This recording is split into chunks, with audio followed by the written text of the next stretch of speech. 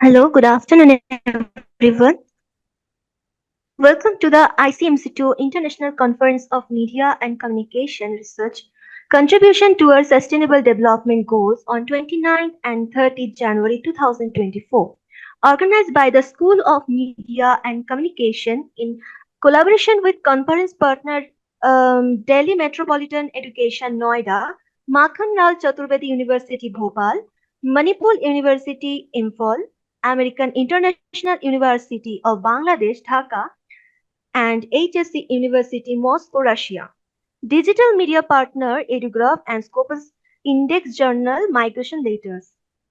The Sustainable Development Goals address the growing concern for environmental sustainability, social responsibility, and ethical consideration in the field of communication. Sustainable development goals and media communication research are interconnected in several ways. Media communication research plays an essential role in achieving sustainable development goals by raising awareness, monitoring progress, influencing policy, addressing misinformation and disinformation, and understanding local perspective and context. Several goals are related to media and journalism as they emphasize the importance of freedom of expression, access to information, and the role of media is promoting sustainable development. The conference will explore the contribution and scope of media and communication research in achieving sustainable development goals. The conference themes are core theme and alternative themes. It also offers an opportunity for debates and discussions around different goals and interconnection with media and communication, as well as future perspective in research and development in the domain. Good afternoon, everyone. I am Priya Das, student of MA Journalism and Mass Communication, same too. I'm very grateful to get opportunity to moderate this session. Now, I would like to invite a faculty moderator, Waqas Mahmood Sir. Waqas Mahmood Sir is a lecturer, journalist, media trainer, and social media expert. He has been serving as a lecturer and manager of program at the Department of Mass Communication and Media Studies, Gift University, Pakistan. Furthermore, he did his PhD in Media Studies from the Department of Media Studies, the Islamia University of Bawalapur, Pakistan. His dissertation was on misinformation on social media in 2022. He was in the Department of Communication, the University of Michigan Ann Arbor, USA, as a visiting graduate student on the 6-month IRSIP fellowship program founded by HEC Pakistan. He was engaged in journalism since 2013, and having experience in print, electronic, and digital media as a news reporter, editor, and content producer. He presented his research work in different prestigious international conferences, including ICA and IAMCR. He is IAMCR PhD ambassador in Pakistan also. His research areas are information disorder, digital media efforts, effects on kids, media literacy, and media mindfulness. Now, sir, I would request you to kindly take in charge of this session. Sir, Waqas, sir.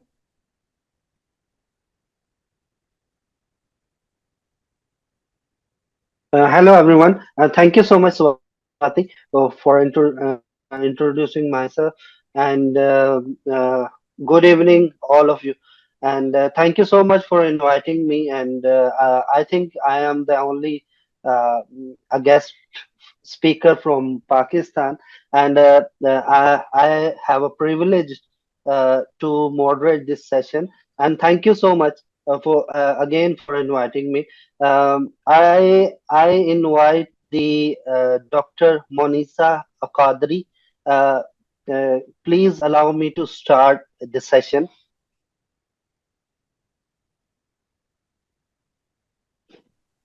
Please go ahead, sir. It's a pleasure to have you here Okay. and also Okay. Dr. Punita. And yeah, and Dr. Ponita, Can I start with the first presentation as you are the Yeah, chair of this session? yeah, please go ahead. Please go. Thank you so much. Thank you so much. And I invite uh, Miss Surbhi Sharma. Please start your presentation and present your extraordinary work, which is about which is the title of your research is exploring differential representation of women in Indian cinema, a comparative study of Dor, uh, Parchid, Parchi, I think so, and Mimi in 2 decades.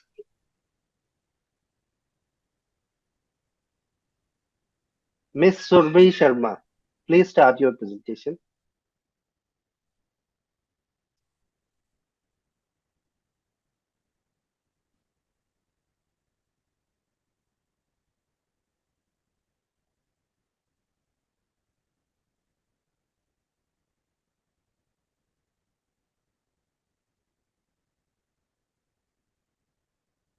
Miss Surbhi, can you hear me?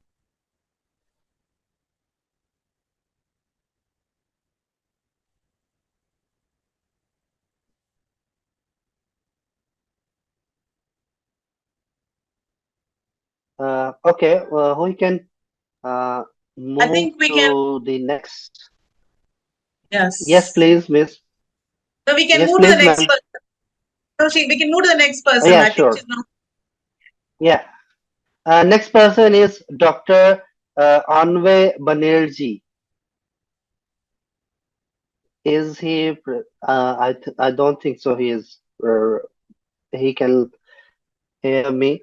And the next one is Ritu Parna Bhatter. I am not familiar with the Indian names very much. Hello. Sorry for that. Ritu Parna uh, Hello. Bhattacharjee. I Bhattacharjee. think I think Surabhi has joined. Surabhi Sharma, are you there?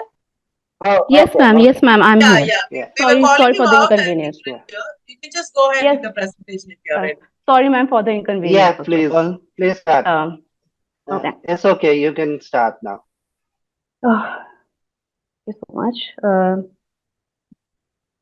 Am I audible? First of all. Yeah, we can hear you. Yeah. First of all, a very good afternoon to all of you. I'm Surbhi Sharma, a PhD scholar at Vanaspali Vidyapeeth, and here I'm presenting my research paper entitled Exploring Differential Representation of Women in Indian Cinema, a comparative study of Dor, Past, and Mimi in 2 decades. This study is basically based on the evolution of female characters in Indian cinema.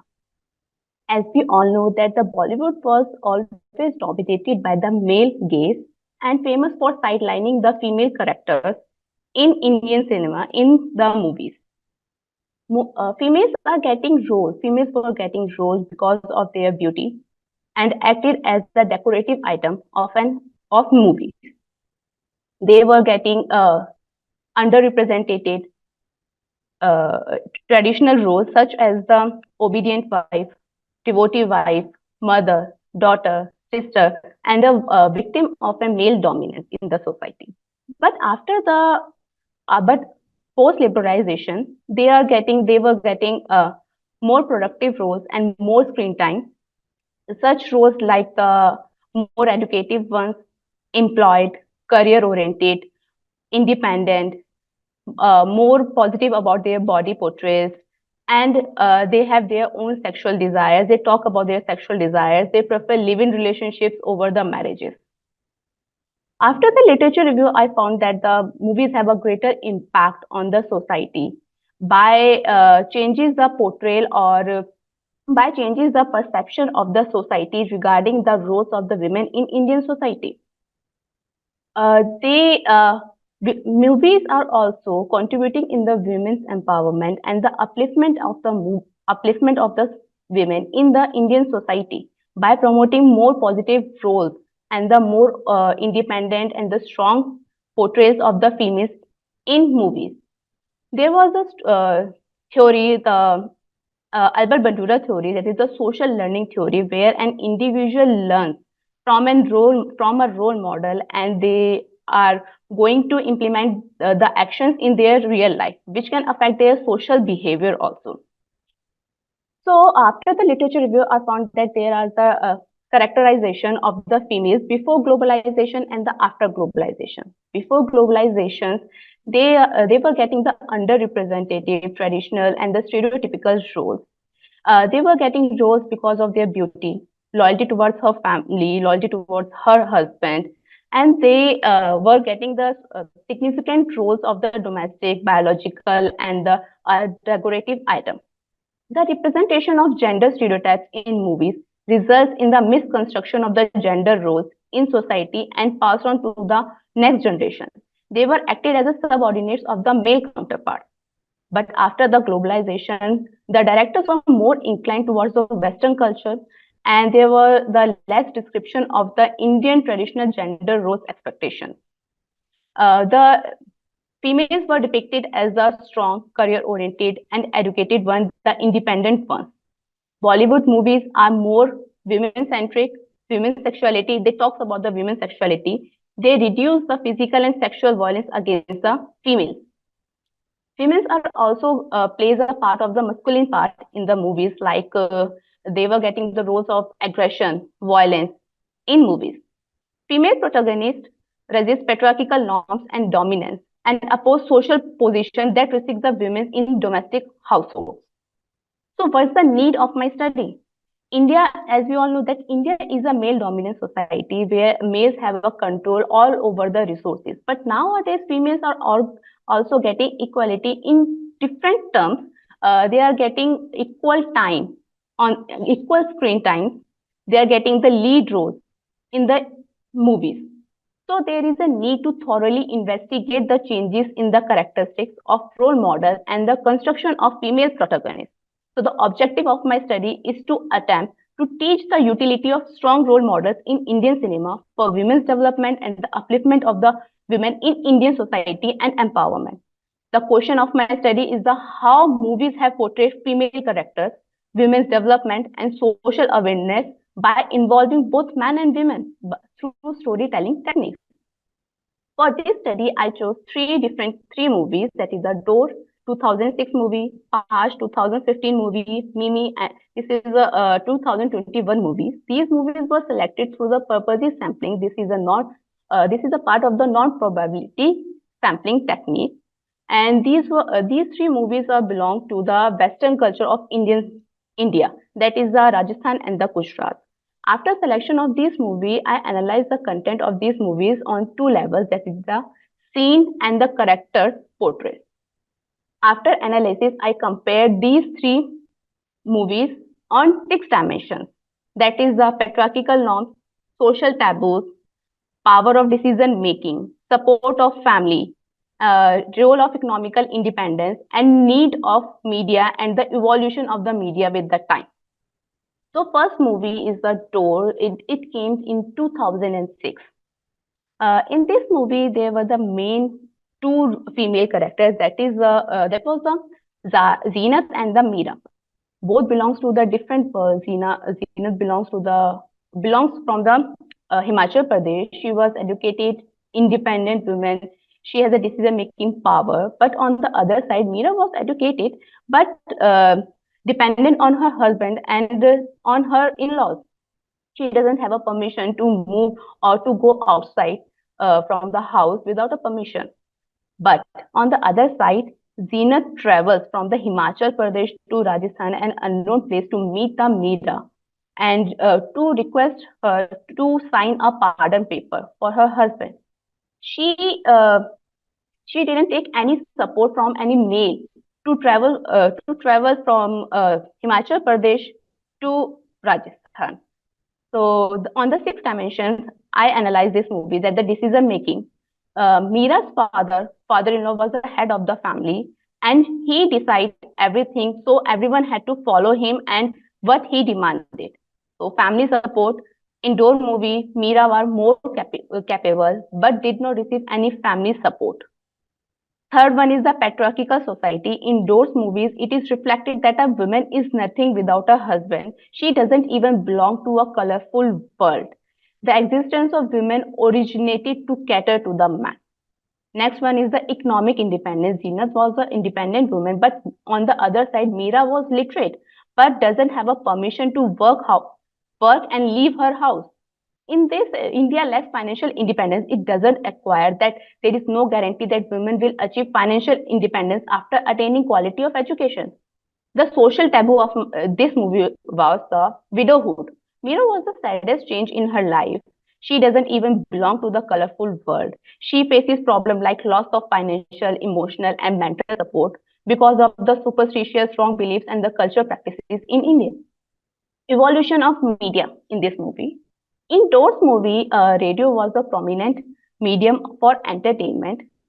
Meera used to listen uh, radio. Meera used to listen the songs like the Kajrare and the Keh Do Na and secretly dance on it because she was widow at that time and she doesn't have a permission to dance or do something for her entertainment.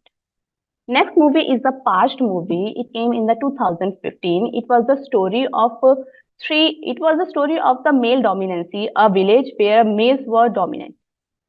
In this movie, there was a main three female characters, that is the Rani, Lajo, and the Bijli. Rani was the victim of the child marriage and the domestic violence. Lajo was married one, but victim of the domestic violence. Third one is the Bijli. She was unmarried, but a victim of the forcefully sexual abuse. In this movie, males doesn't allow females to get education because they think if women get an education, they will never obey her husband or never listen her because they will make their own decisions for her life. And in this movie, at the end of this movie, these three main lead characters find an escape route from that village, or we can say that patriarchal norm, and find an objective or a aim in their life to achieve. So, if we put this on the six dimensions, there is a first one, the decision-making power. In movie, there was a character called the Champa. There was Sayani Gupta played that role. She doesn't want to go with her in-laws because her husband and her male in-laws raped her. So she came to her parental house, but the Gram Panchayat and the family forcefully sent her to with her husband.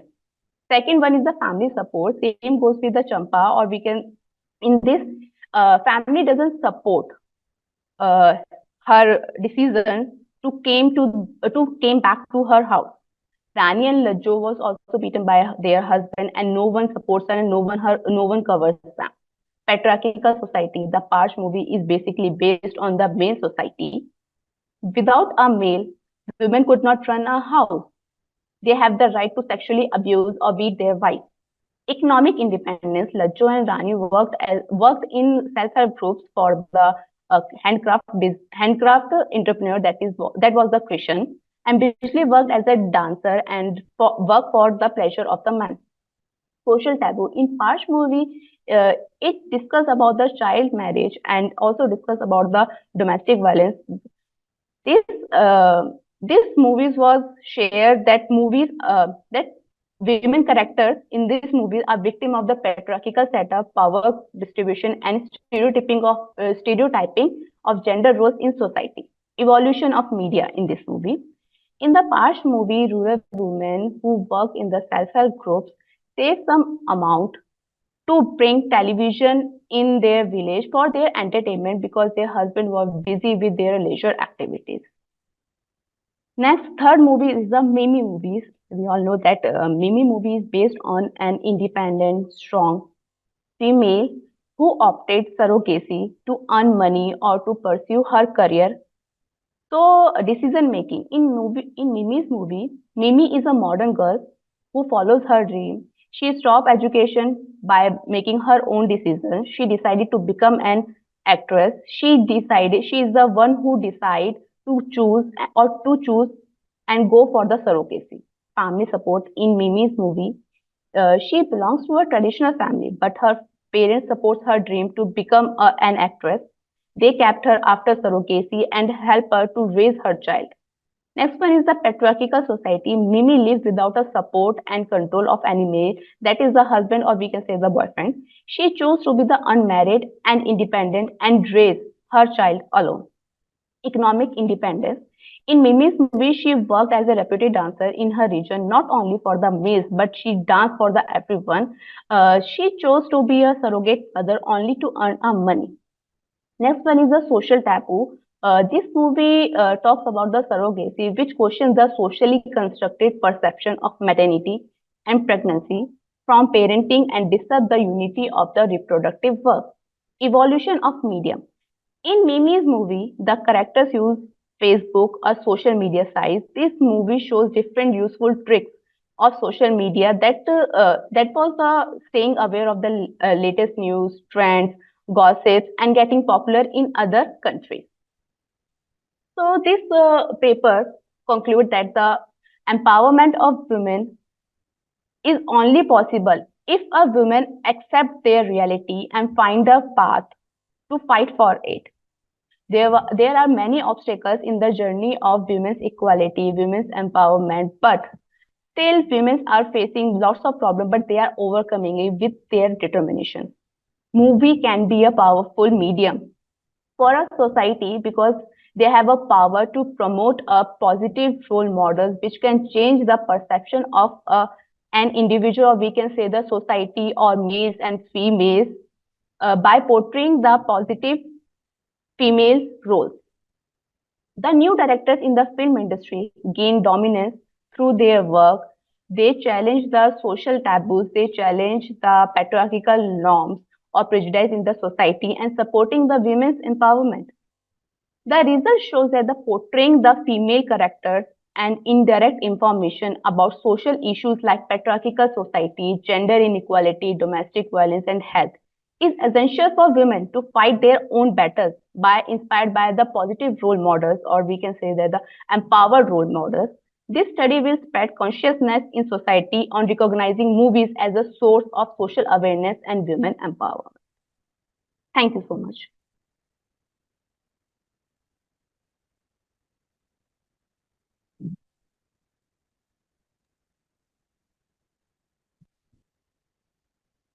Thank you, Surbhi Sharma, for your wonderful presentation. And I request to Dr. Ponita, please comment on the presentation of Surbhi Sharma. Shall we take the questions now or towards the end? Each we finish it now itself or towards the end, depending on the time. Uh, I think What? Yeah, that would be good if we take the question at the end of okay. every presentation. What do you think? Okay. Okay, fine. That's a couple of questions. Monisha, do you want to start off? By the time I get back, something else.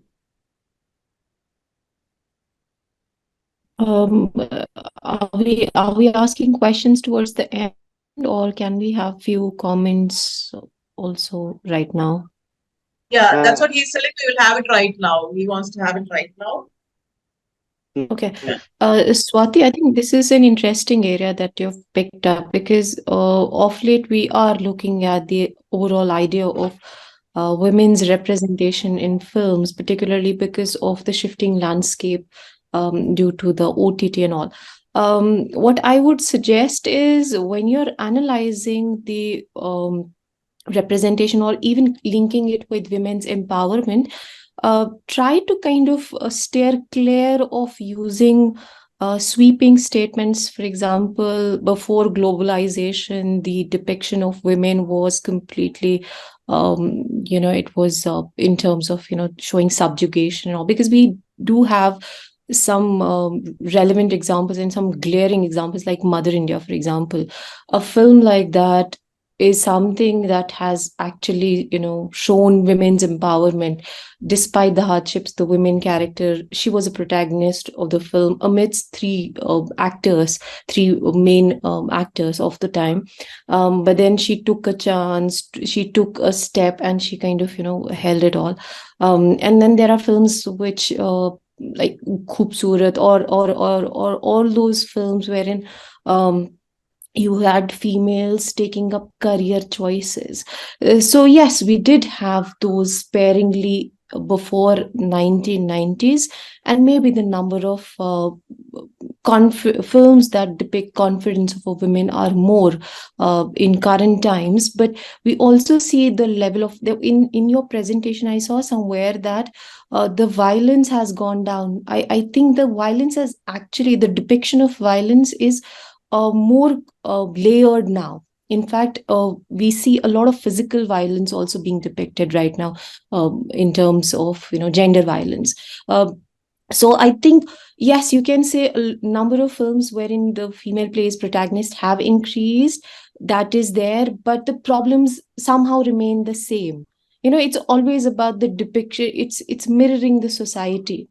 So while you are analyzing, try and look at. I'm not too sure if you talked about the methodology. Did you use content analysis, or which tools did you use for your method? Maybe you can talk about that later on. So analyzing different variables which are exactly relevant to your sample are important, and not really having a generic discussion.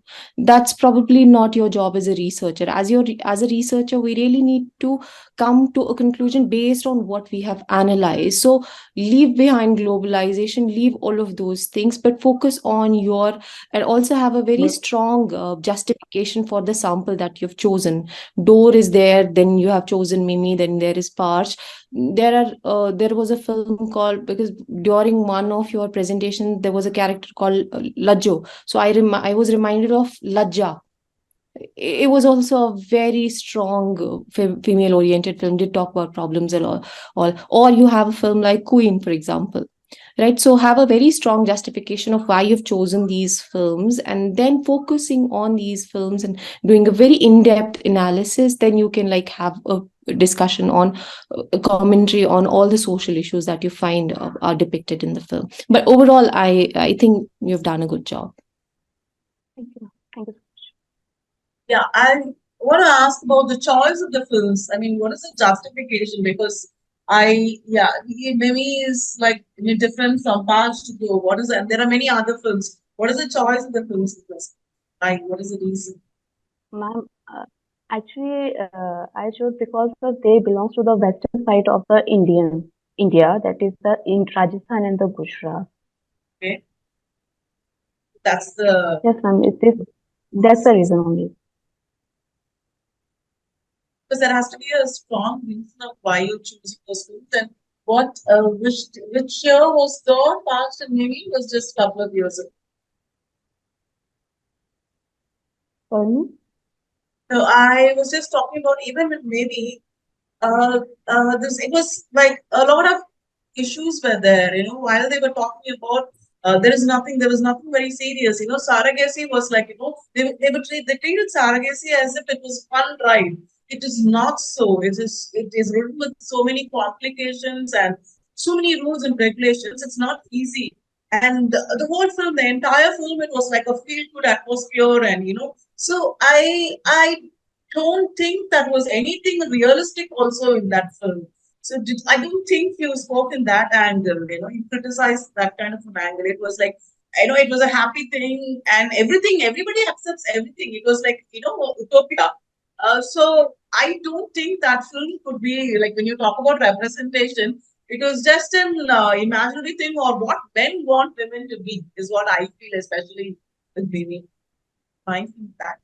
But yes, we need to, as far as representation, it is not changing drastically. OTT is giving a platform for many films, but at the same time, like actually, I wanted to make it the introductory thing. You had films like Annapurni.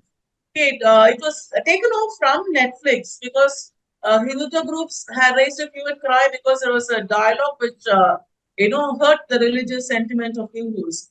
that is very atrocious, because OTT platforms gives you a space for to explore what the content you can't do in mainstream media, in the theatrical release. So if that happens, there are a lot of then the representation again will be in tune to what the government wants or the public, so-called public wants. So I think we have to look into beyond that also is what I.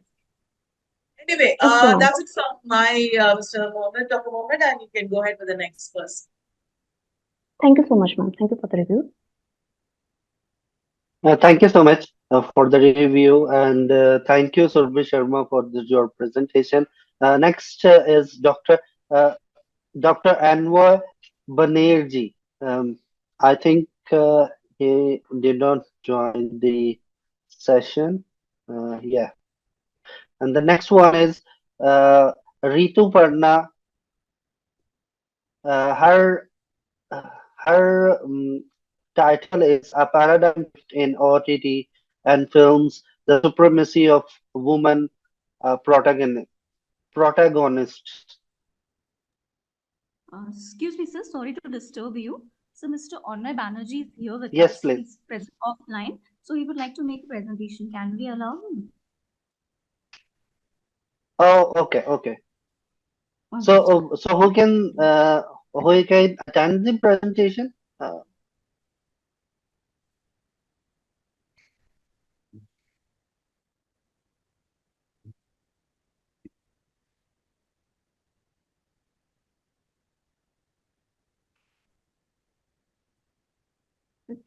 First, we'll read your face.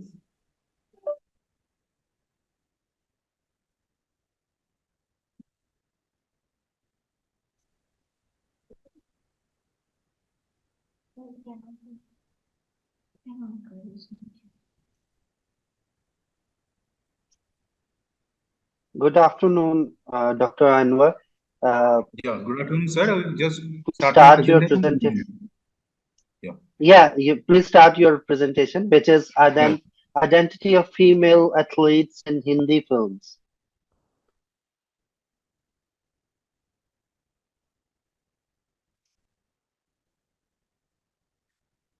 Are we having Dr. Anway Banerjee now?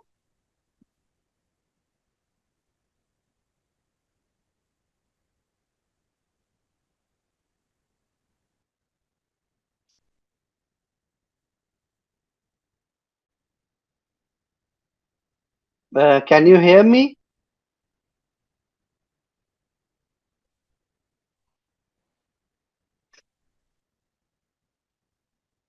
I think there is an interruption of in his session, and so okay. Please, Dr. Banerjee, start your presentation. Yes, sir. Good afternoon, everyone. My paper for this conference is identity of female athletes in Hindi films. So I will. There are not so many films which has portrayed female athletes in true colors or in a fluctuated or in a sophisticated way. But in Indian cinema, we have seen that through ages there are a lot of films which have got success because it is mainly male dominated. And also in Indian cinema, we have also seen, especially in Hindi cinema, that though the female characters which were being represented in cinema, they have their own ups and downs. But we have seen that in many cases, like films like Sala Kharoos or take for an example Chak De India, or there is Panga, there is Ghumar, okay, and there is Reshmi Rocket, there is Kachi Nibu. All these films we have seen that some of the other, and telecom, we have seen that some of the other Are you films, changing the slides? coaches are not females, they Are are you males. changing slides? Still there in the first slide. That title Yeah, alone is there. yeah, yeah. Is it visible now? Yeah. It was visible. It was just there in the title page. Okay, only now it's you're moved it. Yeah. Okay, go ahead. Okay. Yeah. Yeah. Yeah. So we have seen that in these films which are mentioned here, there are certain aspects which are common. What are the common things? The common thing is that in these films, the women athletes are being shown that they are being tortured due to a pressure society, not being allowed to want to do in their life. And some of the other way they are being either they are being tortured mentally, physically, or they have been portrayed having issues uh, through their choice of work. Now I will mention each and every single film which has shown women characters in a bit through colors. So starting from Chak De India. In Chak De India, what do we see? In Chak De India, we see that there are 11 players coming from different parts of the country, and they are being coached by Kabir Khan, who is the coach here. The actor is Shah Rukh Khan. So what we see here is that from the beginning only, we have seen different kinds of characters in the film. We have seen there are two characters who are extremely feminine in nature. That is portrayed by Vidya, and also that portrayed by the player who was the man of the match for the finals. So they are feminine character. They are one is about to be married. Vidya is about to be married, and this player who is supposed to be married to the Indian vice captain. So what are the challenges they are facing? One is facing challenge of being a mother. She is being asked to play for the last time, and if she wins or she loses, she'll be wife of someone. And what the other person who is supposed to be the wife of the vice captain of Indian cricket team faces, she faces that as hockey is not a proper sport for women, and women are supposed to be engaged on in the kitchen. So, whatever happens, India or the rest of the country will not take them seriously. On the other hand, we see that the rest of the players are, in a way, trying to interchange themselves between their feminine nature. We are seeing is that there are diversity in portrayal of the characteristics. Now, what is happening? Now, this goes for Chak De India. Now, what is happening in the film Dangal? In Dangal, we see that as the male coach, Again, your slide is not moving. Is this you're still in this slide? as he is not having male Okay. child, so yeah. Yeah, the film is mentioned in the slide. Okay, fine. Yeah, yeah. The film is mentioned in the slide. So we are seeing that in Dangal, there are he is having three child, female child. So what is happening there is that he is trying to make the girls look like men. Now, the most important aspect here is that though the father is trying to change uh, his daughters into male athletes, but more on the other way, they are the nature, the psychological change which these girls are facing. Like they are being trained like male athletes, they are being trained like male wrestlers, they are being they were being made practice with the male wrestlers who have already faced state championships. So what we are seeing is that the father is trying to get their daughters through the hurdles so that when they win or lose, whatever happens in future, no one will question about their femininity or their heroism. Now coming to the next film, which is Mary Com. Again, we see that Mary Com, what is happening is that Mary Com is a mother. She also wears nail polish. And at the end of the day, what happens is that some people ask her that she should not play for her country because she is a mother. Now, the question which arises here is that if it was a male athlete, will this same treatment be done to the male athletes also? No. Now, what Mary Kom does is that she trains harder and then she wins. So, in this way, both Chak De India and Mary Kom, as well as Dangal, these three films shows that whatever happens, whatever hurdles you face in life, if you have the zeal in you, you will in a way succeed.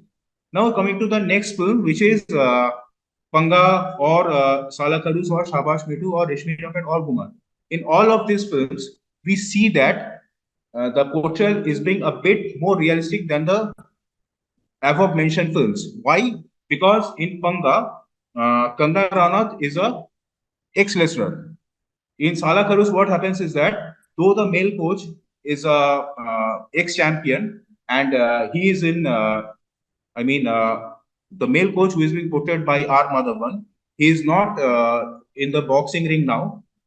Though, as because he has some complexities in his mind, he has faced some problems in his mind. So, in a way, he channelizes talents from the rest of the countries, and in a way, he trains someone who becomes a world champion wrestler.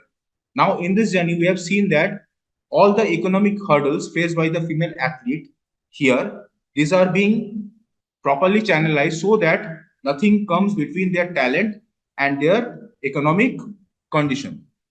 Now, in terms of, in the case of Shabash Mitu, which is being directed by the Bengali director Srijit Mukherjee, what we see is that when during the finals, when Mithila Raj is being playing in that boardroom, she asked for the separate jerseys of each and every single players.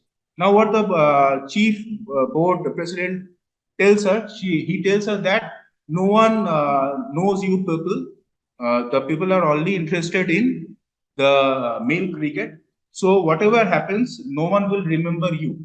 But in return, Mitu says that there's a dialogue which I'm just interpreting. Is he just says that see whatever happens, we will play in that way so that the world remember us. Now this is the case of Shahbaz Mitu. Here also we see that inspiration, zeal, and also the challenges which the females face both physically and psychologically. These barriers are being diminished in a way. Now coming to my last film, which is Ghumar. Now Ghumar is being directed by R. Balki. What we see here, we see her is that a female athlete who is supposed to play for her country, a batsman, a right-handed batsman. What happens to her? She loses her hand in an accident. Now Abhishek Bachchan, who plays a one test match old player, he trains her to be a vaultless leg spinner, left-handed leg spinner. Now here we see that though being a handicapped persons, this is a clear indication of the kind of enthusiasm and the kind of what to say mental ability of a person that though being a handicap, whatever you wish, if you wish to be a bowler, you can be a bowler. If you wish to be a batsman, you can be a batsman. Now, Ghumar states that whatever happens in our life, there is always a second way. This is what Ghumar tells us. Now, in all of the above films, what we see are just summed up in my next point. That is that in their subconscious mind they want to be something else, but at the end of the day, because of their skill, because of their mental ability, they achieve what they want to achieve. Now, what methods I have applied here? As simple as that, because I have collected data which are primary and secondary in nature, and the research method applied here is qualitative in nature. There is no other way to give any what to say, try any other kind of methods, because this is purely based on films and there is no psychological part in my research. Now coming to the conclusion. Now, what the conclusion is all about. My conclusion says that, see here the first point what I have said is that the films that are analyzed in this paper are sports women centric, but they are not fully alternative counter films as they still contain a few patriarchal stereotypes like the damsel in distress concept. Unless and until these things are being abolished from Indian cinema, the cinemas will not be taken as an example of world cinema, because see these are the kind of stereotypes which we have in our films. If the stereotypes are not gone, then at the end of the day, all these films will be commercial in nature and there will be no truth inside it, because a lot of things happens inside sports also, inside the closed doors of the boardrooms. So the directors, more and more female directors should come, because we see that apart from 2 to 3 films, I mean Salakharus, Panga, apart from these 2 films, the rest of the films are being directed by male directors. So more and more, if more and more women filmmakers come and portray the insights of the female athletes, then I think Indian sports scenario for the females will be better in future, as well as if the female athletes, ex-athletes come and coaches their teams, then there will be less chances of any kind of gender biasness, harassment issues, or etc., something like that. So this is all about my presentation, and I think you have liked it. Thank you so much, sir.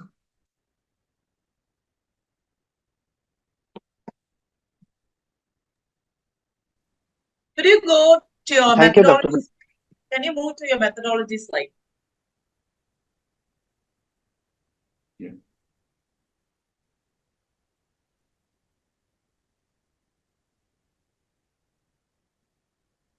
Are you able to hear me? Yeah. Are you able to hear? I asked you to move Yes, ma'am. slide to the methodology slide. Oh, methodology. Yeah. Yeah. Yeah. Want to have a look at it. Yeah. Okay. Okay, now back to the conclusion. Conclusion. Okay. So you're telling that portraying the reason why we have few successful sports persons are because films are not portraying enough. Is that so? That Yeah. what you have mentioned that? Yeah, I have mentioned that if these things are being done, then in the Indian sports scenario, there will be better chances for the female athletes. No, Because see, at when the you, end, yeah, go ahead, yeah. go ahead. Go ahead, please go ahead. Okay. Yeah. No. Because Yeah. Yeah. Can I? Yeah, please. Okay. Yeah. Because at the end of the day, if females direct this kind of films, then the psychology behind is happening inside the sportsmen, that will be portrayed in a more realistic way. As because if you see films like Salakaru, of the female actors have been portrayed more, apart from Mary Kom, because in Mary Kom, Umang Kumar has justified the character of Mary Kom, but this is not the case for each and every single film. In Dangal and Mary Kom, the characters being portrayed exactly what has happened. But in the rest of the films, you will see not something not like that. Especially in Chak De India, if they have used instead of Shah Rukh Khan, if there is a female coach, as for example Rani Mukherjee or Kajol or Tabu, then maybe Indian hockey would have gone to a new level. That's my assumption. Yeah, it's an assumption. That's the thing. See, when your intent is right. I mean, you want to find out how female athletes in Hindi films are portrayed. I mean, if you notice that what they've taken is like the heroic figures and the popular characters, and when you get Priyanka Chopra to play Mary Kom and stuff, things like that. But what are the parameters you chose to, you have so many films. Did you take each film as a unit, and did you have a fixed parameter so that you could place what, what in that, did you have it, and then did you analyze it, or how did you go about? No, that I've done in my final paper. I mean, here I've just given the examples. What are the things I've taken from No, I'm each and asking you. every. You can tell me what are the parameters. You can tell me. You can Okay, tell us what parameters. are the parameters. Yeah, you chose to analyze. Yeah. Okay, parameters. Parameters, first comes the economic condition. Okay. First comes first is the economic condition. Second is from which place they belong, whether they have all the kind of facilities or not, whether it's a single metro city, 2-tier city, 3-tier city, so and so on. The second parameter is this. The third parameter is this: how much well that person is. I mean, mentally, physically, because there are certain kind of barriers. I mean, from which situation they are coming, what they are facing in life, what are their sociological surroundings, psychological surroundings. Because in most of the athletes, we see in the beginning they have a lot of rejections. So coming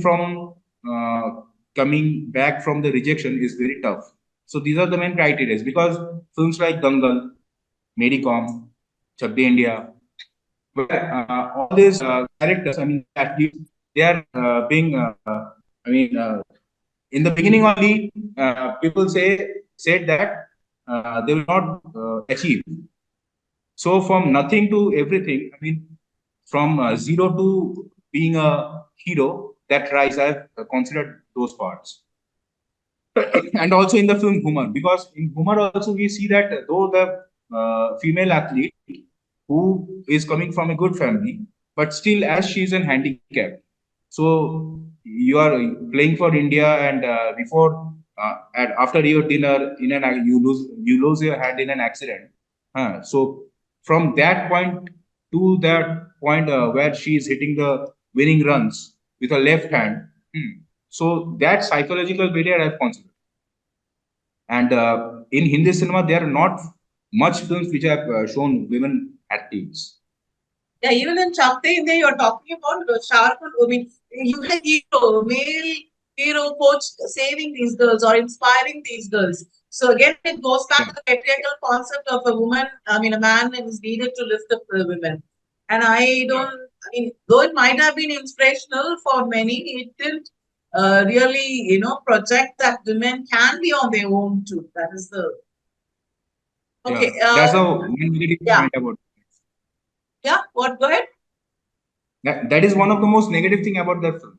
That's why I've said that instead of him, if there were, if that film has Kajol or Rani Mukherjee or Tabu in the role of a coach, so that might have taken women hockey to maybe some other level.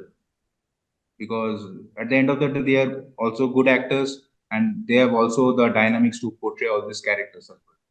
So these are the kind of consideration which I have taken. Yeah, that's it from me, my end. Thank you, ma'am.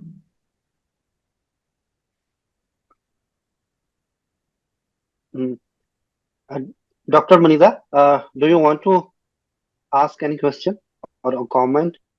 Yeah, Dr. Banerjee, I was particularly interested in looking at this presentation because one of my scholars is working on representation of females in sports films of Bollywood. So that's why the interest. What I really want to know is how did you kind of analyze these films? We did hear the story, we did look at the main plot line of these films, but how did you code? Was there a criteria that you used? Was there a code book that you implemented? Did you look at the narrative structure? Things like the technical aspects of filmmaking. For example, because I have seen camera, for example, screen time, dialogues. All of these help us understand the overall structure of a film and where they place women in that structure. So, if you could talk about that. Yeah, okay. So I'm starting from the film Chak De India. In Chak De India, when the players are entering, there is a different kind of language in the training sessions. But after that, you will always see the captain, the players who are being more highlighted, maybe that is Vinda Nayak or the goalkeeper. You will always see more of the close shots between the coach and the female athletes. Their body language, okay. The camera revolving. I mean, the camera is revolving 360 degree when the players are hitting it. The camera, the camera goes in and goes out. I mean, there's a use of drone shot when there is that playoffs are being playoffs are taking place. When the players challenge the male players, you will always see a kind of background music. So this is what highlights the kind of power which the girls have. This is in terms of what I wanted to know is the narrative. No, just a minute, please. What I wanted to know is that part of your research methodology? Because that's not something that we saw in your presentation. So I just wanted Okay. to have No, an I have, overview yeah, of the methodology. You don't have to talk about these individual films. You just have to give an overview of how did you, kind of analyze these films. no, no.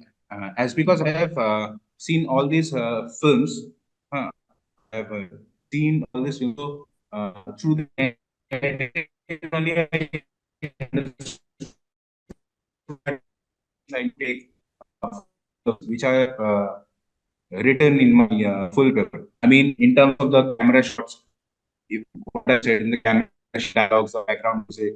Okay.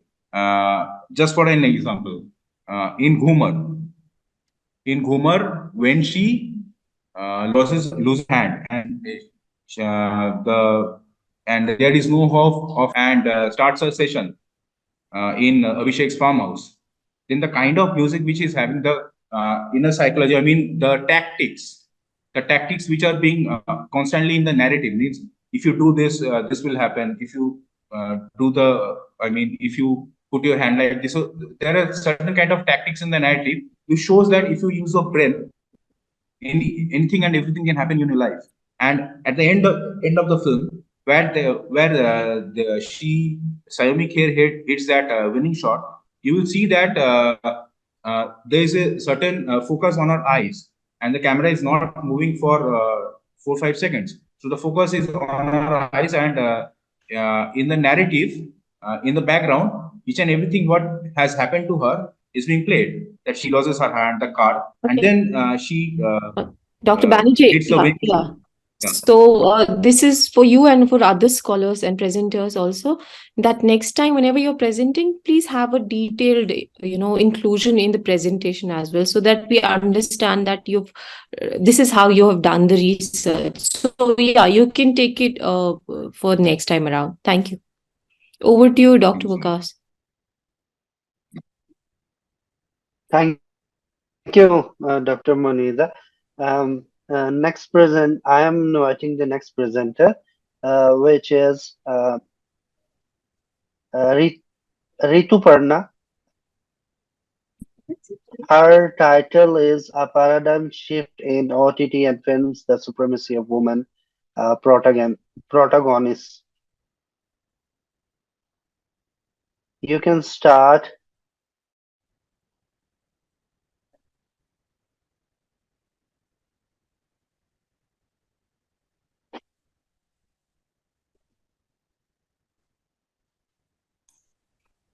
Ritu Parna, Hello, Miss good afternoon, Ritu everyone. Parna, can you hear me? Yeah, I can hear you. Yeah, Am I please. audible? Please start your presentation. Yeah. Yeah. I think there are some issues in my video. Is it a problem if I will directly derive to the presentation? Oh, it's okay. You can start your presentation. Yeah. So PPT visible? Let's see if the PPT is visible. Just a Otherwise, minute. I'm just opening it. Yeah, just start your present slides. yes. I believe it's visible now. Yeah. Yes, it is. Yeah, my study is all about a paradigm shift in films, the supremacy of women protagonists. As we are having a preset rule that we women are always shouting for our rights and all. For me, after hearing the very recent oath or the perspective which are being taken by UNESCO this year, Women's Day, that they are more into the equity, they are more into the equality. Depending on that, I thought of analyzing. Pardon, please. Hello. Yes, please continue your presentation. Okay. So, depending on that, I thought of analyzing the women oriented movies in Bollywood cinema after the era of 1980 to 2023, where we can see a huge changes and evolution in terms of portrayal of women protagonists or characters. See, the objective of this study is, this paper is the study of the increasing supremacy of women-centric film. As you can see in the graphics, the pictures are given here are all the women leading pictures, okay? The characterization can be negative or positive, which is okay. Being a khalnayak is, if it is acceptable, then the khalnayika can also be acceptable. Based on the cinematographic demand, this paper incorporates the significance of women equity, not the pseudo-feminism or pop feminism feature of the post-feminism, that is the consumerist, individual and non-intersectional. The paper uses textual analysis method in conjunction with the semiotics analytics to analyze the representation of women in the film. Now, going to the next, this is the main motto of my paper, is feminism versus pseudo-feminism. It is the epitome of equality. Just check in the screen, just check the pictures which are appearing in the screen. These are the movies belong from the same era. Naam Shabana and Thappar. Means the cast is same. But if we are discussing about the equality, where we are patronizing our own rights, our own establishment in the society, then I found that Naam Shabana is having much more acceptance in terms of promoting the equality, where she is taking part to be the agent in a sleeper cell and working parallelly along with all the other main contenders. See, the storyline is different. The background story, why she get into it, the prequel of Baby, whatever it is. But I must say that this is how we are portraying this particular movie in terms of Naam Shabana, whereas Thappar is again establishing this stigma. Why I'm saying stigma? Because these days I found it's very ridiculous when people, it's a very, if we are asking for the equality, why shall we ask for post-divorce alimony? Why shall we ask for the special reservation for women? If we are asking for the equality, there should not be any kind of reservation. So, if we are going by this movie Thappar, there again we are establishing this stigma. I can understand violation of self-esteem of a single woman should never ever been accepted, but for that should not, that reason cannot lead towards the divorce of that particular relationship. So I found, according to the societal hegemony of this particular generation or this particular era, I found Naam Shabana is much more relevant, where we are not categorizing women but to generalizing the women, where we can accept this women empowerment, where we can accept the women power are parallelly active with the men power.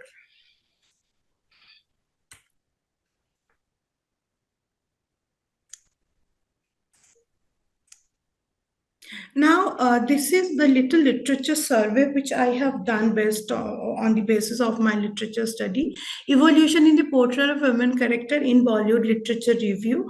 Datta in her research paper stated the concept of cultural identity, personalized nationality with the implications on gender through media and film. She mentioned the study that 1980s with the coming satellite television and worldview changed. Obviously, earlier women were treated as the poor oppressed who are accountable to take all the pain of the society, so on and so forth.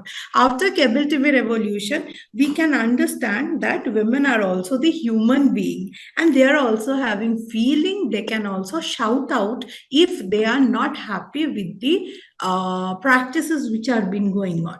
So Priya Agarwal cited in this that the Muslim women's identity in the films in her study of the research paper. She mentioned that the Bollywood Hindi cinema between in the 1970s to 1990s, the portrayal of women was projected through stereotypes and the women's point of view was never included in the role. The names which she specifically have mentioned were Devi by Satyajit Roy, where she categorized the oppression and the poverty and the pain of life, which are been only the women are having the right to accept all these things. Uberoi also, in this context, Uberoi also stated the Indian popular art and mentioned women the prominent object of male desire. Similarly, Anu Seli in 2002, in her research paper, she stated usage of semiotics, victimization syndrome is a component of women's image in terms of film, in terms of, especially in terms of Indian cinema or Bollywood cinema.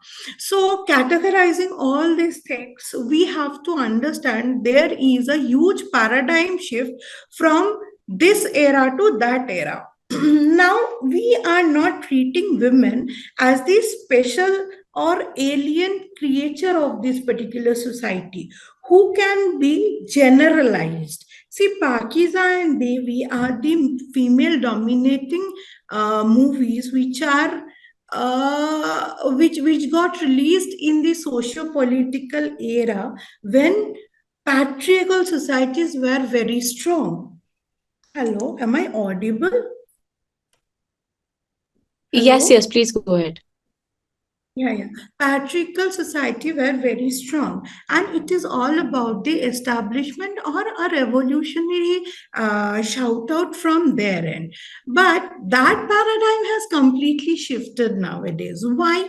When we are establishing the thoughts of Queen and English, this is as simple and as generalized like all other people.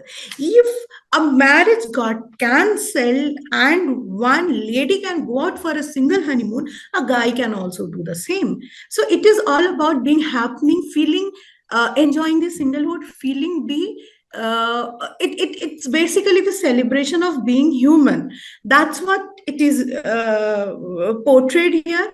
In the another movie named English Winglish, it is also the parallel hegemony of this particular woman.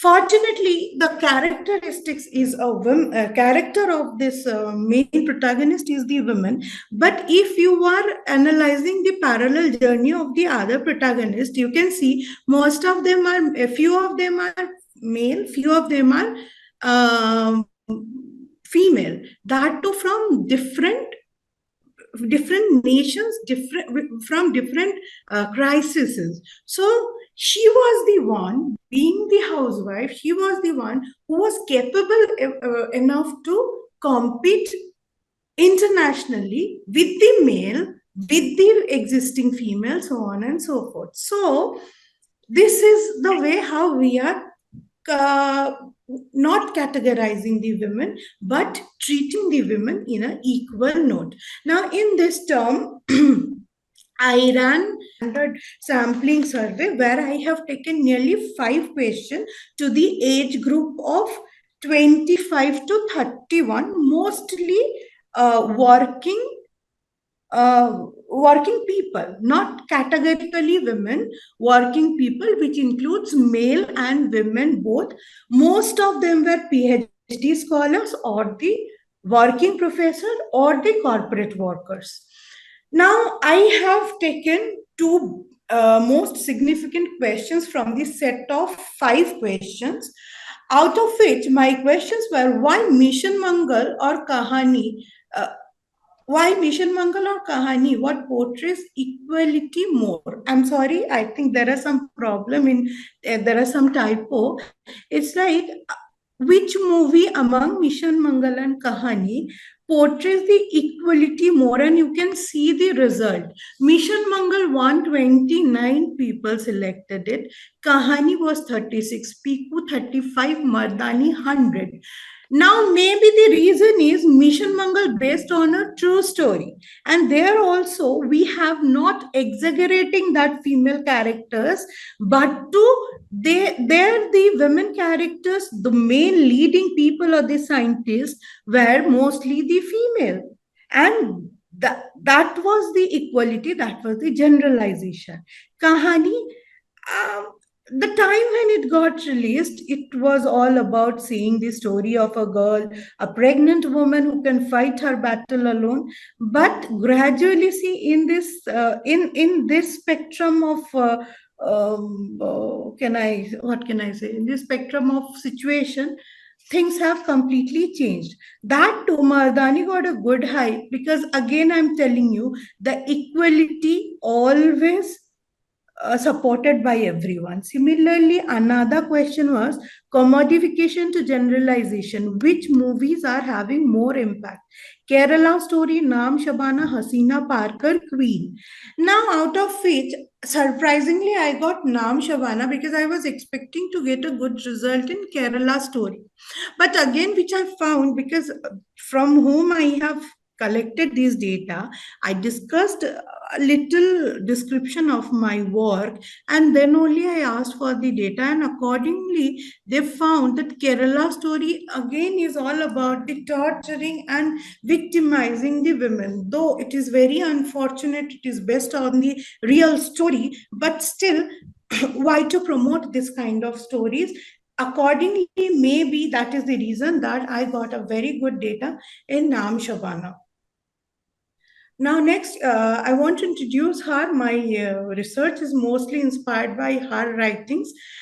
She is Daisy Hassan, basically working on northeastern India, and she works in world cinema and all. Commercial to popular culture, she was based on this northeastern cinema in India, the cultural assimilation of indigenous people in post-colonial India. She was the one who has written a revolutionary and remarkable chapters on northeastern cinema, where Bollywood movies were happens to be banned. People were closing the theater halls, burning the Bollywood film posters because they are promoting their own Manipuri culture. And this lady fought against it, and she established a very good cosmopolitan Manipuri culture there, who are also generalizing the women empowerment and the equality. Regarding this, at the end of my research paper, I want to draw your attention from in the evolution of women in Indian cinema. See how it is changing. It started with Mother India, which depicted the hardship of a woman. Now, gradually, it was the era when we are only doing the commodification of women. It's Chandni who is only exploring or promoting the what can I say, the beautiful and the what can I say, the you know only the beauty, promoting the beauty, so on and so forth. Then the transition comes in the form of Bandit Queen, which was based on apparently a true story.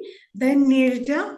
Nirja was also this true story, but she's also been generalized there according to the profession and all. She was the one who was the trendsetter of after watching Nirja and went through the pain, so on and so forth. People, air hostess, that particular profession was all about for glamour, but Nirja evoked that set of people and mold the public opinion in terms of changing that particular profession to impact it in terms of nationalism among them. And finally, Tali. If I am discussing about the women in Indian cinema, I have a doubt whether I should categorize Tali or not. But personally, I feel the existence of this transgender is quite significant these days, and they can be categorized in terms of the women protagonist in India. So this is all from my end. That's it. Thank you so much. Oh, one more thing. If we can accommodate all this hard, discussed, and critically appreciated movies, then I must remember this particular character, who is Dorothy Gill. She is from is Dorothy Gale from The Wizard of Oz. If that spectrum, that kind of aura can be spread among the Indian movie, then very easily we can equalify the women protagonist in that. That's it. Thank you so much.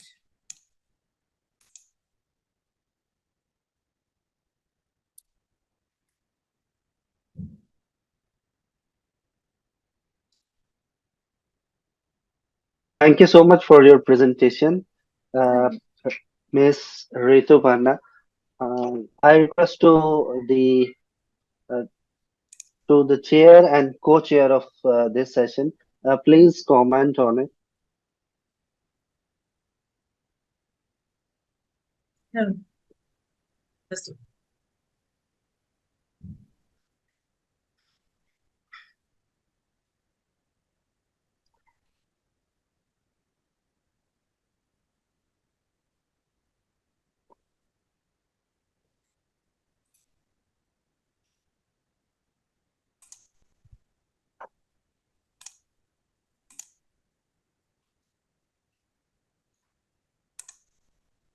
Monisha, do you want to go first? You can go ahead, ma'am. So I want to just more clarification regarding Tapet. You said that sets a wrong example, is it?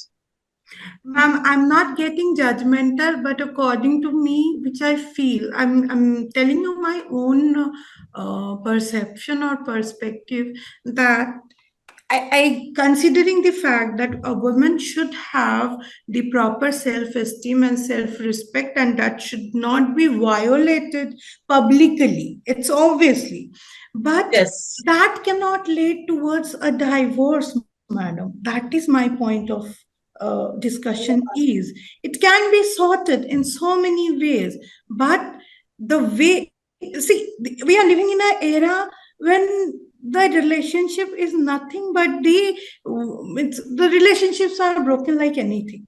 So in this era, promoting this kind of movie, I personally feel it will not go to that extent. That can be sorted in several other ways, but the result cannot be desired.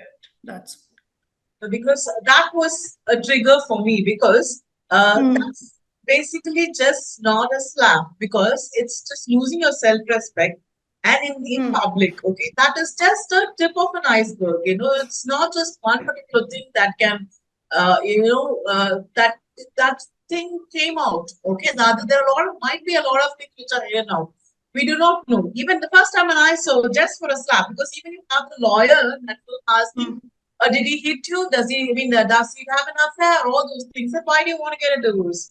It's that like is just what, yeah, that is what, you're madam, the way. normalizing the slapping, you're normalizing hitting, you're giving the authority to the male, saying that he can do whatever he wants with your body. It's his property, and that's precisely is wrong. So that is why that really was a trigger for me because so the entire presentation was like clouded for me that when you said that.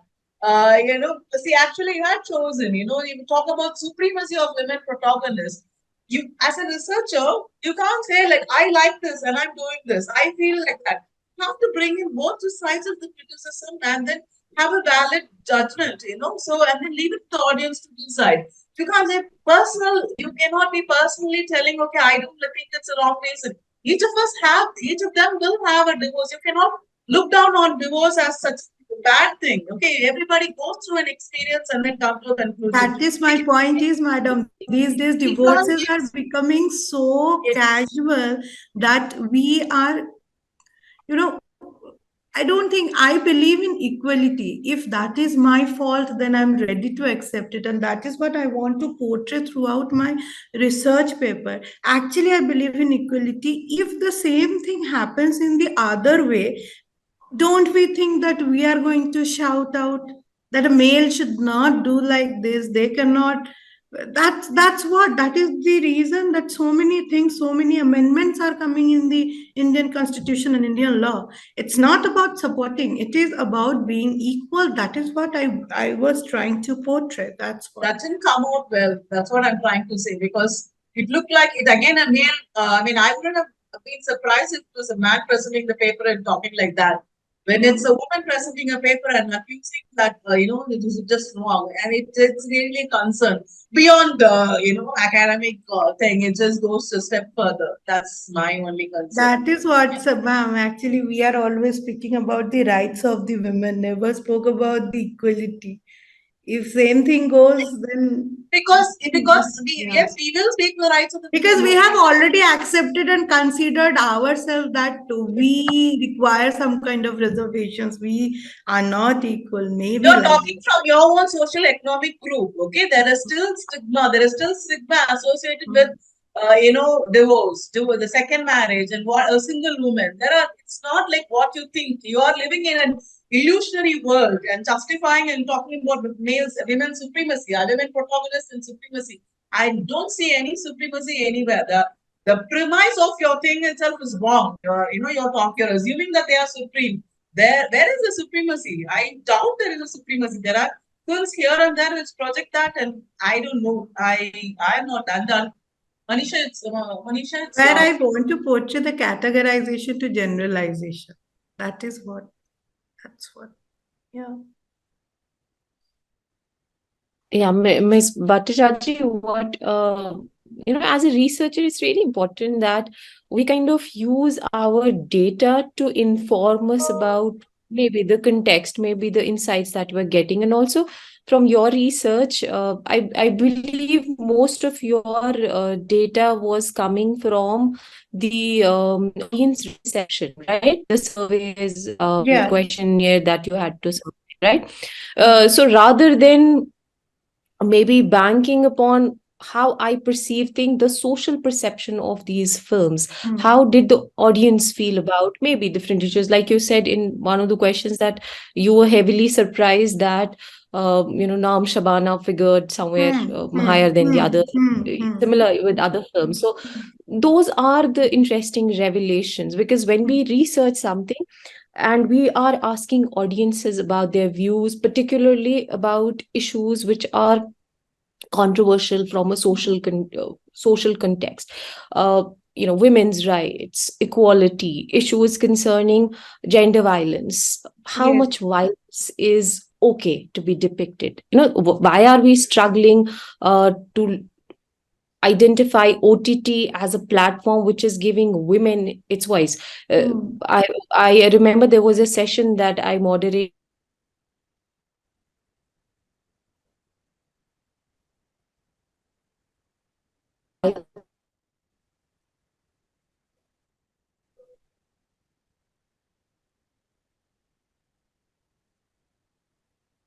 I think there is an interruption in the internet of Dr. Moniza.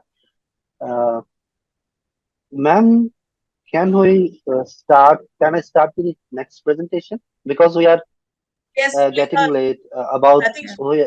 Yeah, we Please are go ahead. Please go ahead. 16 minutes late. Please Yeah, go ahead. thank you so much. Miss, Mr. Jitendra Yeah. Dash, He's here, I think. sorry, Miss, uh, Oh, sorry. can you please start your presentation, which is green advertising, models in over-the-top OTT platform, encouraging sustainable practices in commercial content.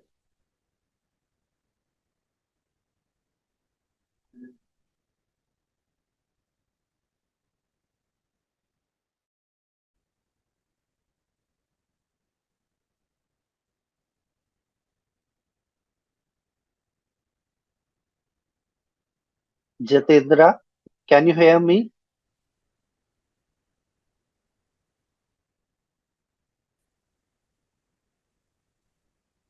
Uh,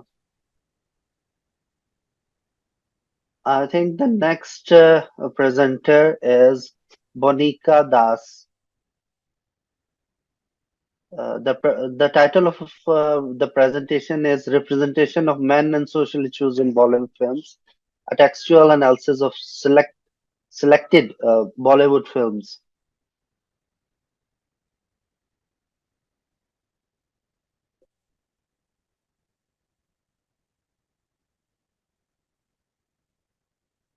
Yeah, Monica Das, you can start your presentation.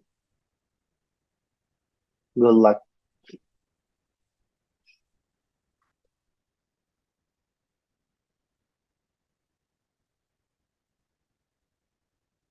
I think there is an issue with your mic. Please check.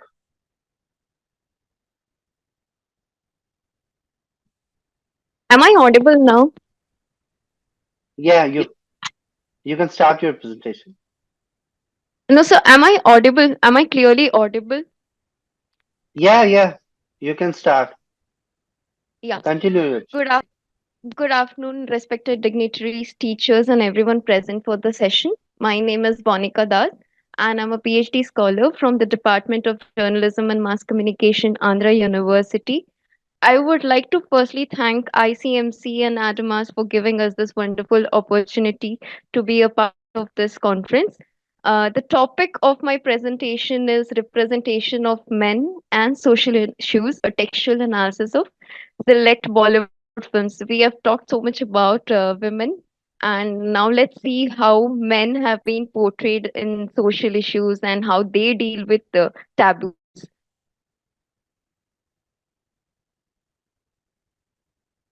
Yeah, mass communication is a complex process and it is achieved by mass media. And mass media has the ability to work as an active change agent. Cinema being the most powerful and easily accessible popular tool among people, it has portrayed various issues over the years and it has not only entertained but also educated and influenced the audience about various issues that prevail in the society. So, in the current topic, we are going to talk about how men who have been dominating the society has a shift in their behavior.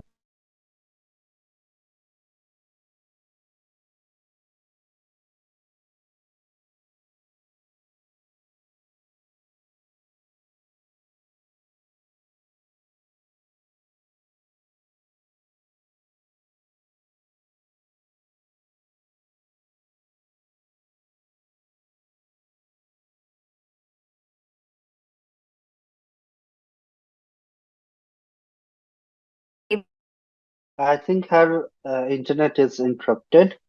Uh,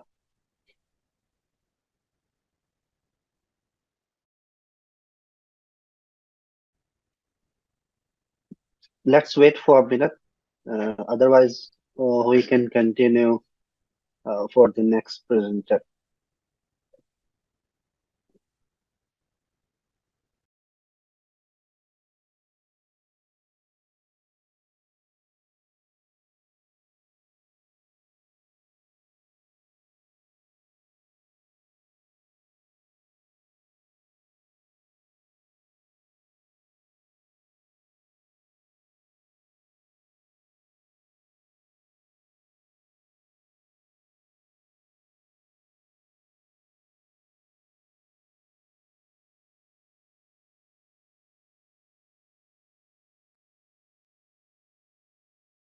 Ma'am, should we move towards the next presenter?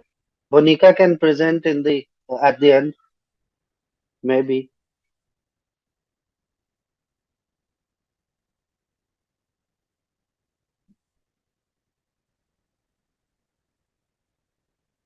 I think we can move to the next presenter. Oh, okay. Next presenter is uh, Anisha Premi. The title of the presentation is Voices of Empowerment Exploring Sustainable Development Doesn't seem to Goals be in here. Tamil. She's not here. Oh, okay. Yes. I don't see her Uh, name here. okay. Thank you. And next one is Naresh Naik. Kumar. Is he here? I don't see. There are just Naresh Kumar. I don't. Yeah. Okay.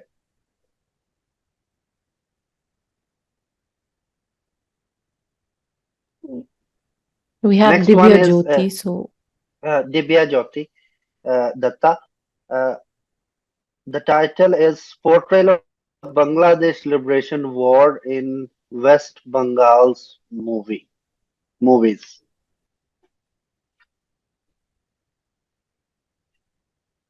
Hello everyone, am I audible?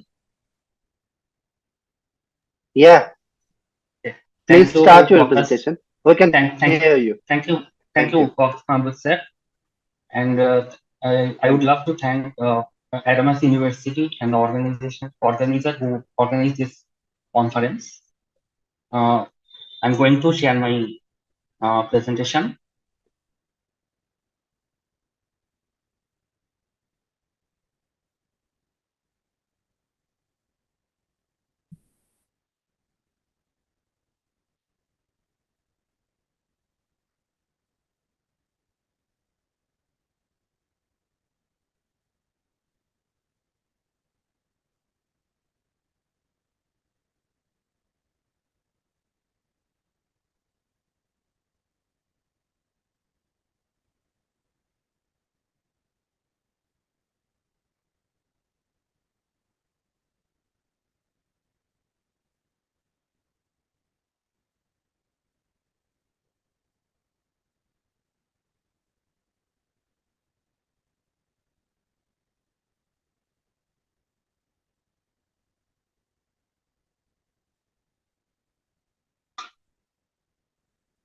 Sir, is the slide visible?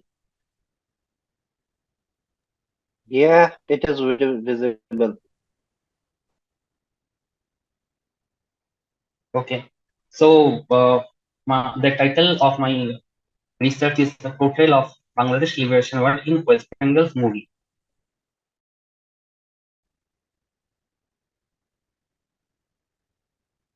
Here, at the introduction sector, we have discussed how the topic is uh, linked with SDG. Then Bangladesh became Bangladesh independence.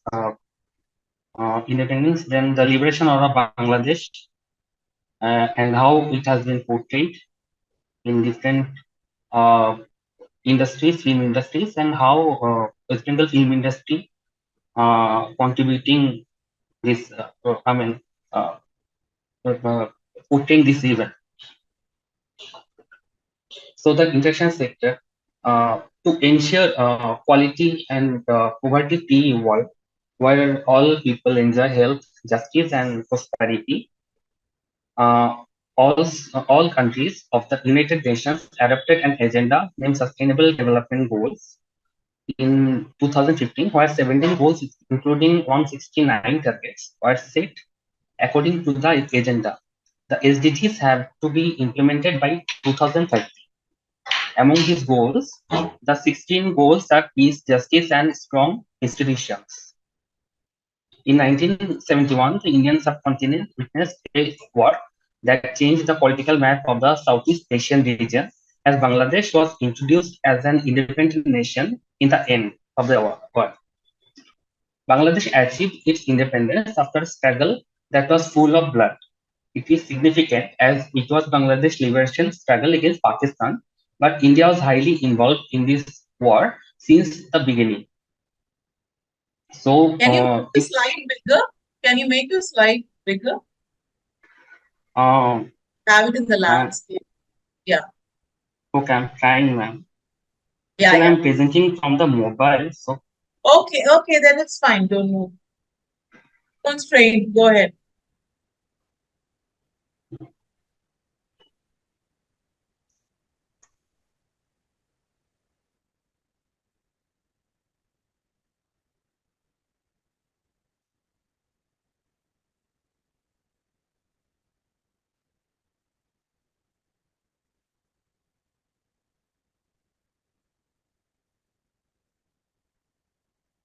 Okay. So, Indian subcontinent witnessed a war that changed the political map of the Southeast Asian region as Bangladesh was introduced as an independent nation in the end of this war. Bangladesh achieved its independence after a struggle that was full of blood. And as the event is significant as it was Bangladesh liberation struggle against Pakistan, but being neighboring country, India was highly involved in this war since the beginning.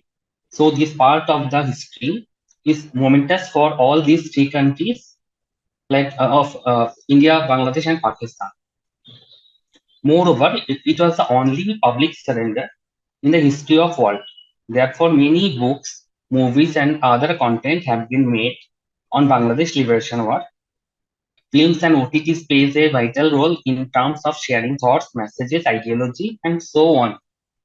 OTT is entirely a new platform, but films have been uh, played an essential role as an entertainment platform over the years. Industries like Hollywood and Bollywood already established themselves as solid film industries. Several film industries in India make films in their regional languages. These industries produce many films every year that are getting released in India and other countries. The film industry of West Bengal, which produces Bengali film, is known as Tollywood. Bengali films are popular both in Bangladesh and West Bengal, as they both share the same language, which is Bengali. The artists of both industries have been working collaboratively for a long time. And as you know, that it was an united province before 1947. So there are so many similarities between these two territories in terms of language, culture, and so on. As the two territories share the same border, West Bengal sheltered most number of Bangladeshi refugees during Bangladesh Liberation War. West Bengal observed Bangladesh Liberation War struggle from the closest point. As both territories practice Bengali nationalism, the liberation war of Bangladesh is highly appreciated in West Bengal, and this Indian state was attached to the war from when it started till the end. So it has also made an enormous contribution to this history. Therefore, the directors of the West Bengal referred to Bangladesh Liberation War several times while making a movie whose plot connects with Bangladesh Liberation War. In the fields of research, films are considered to be cultural text. Films could be considered historical documents for generations without witnessing the war.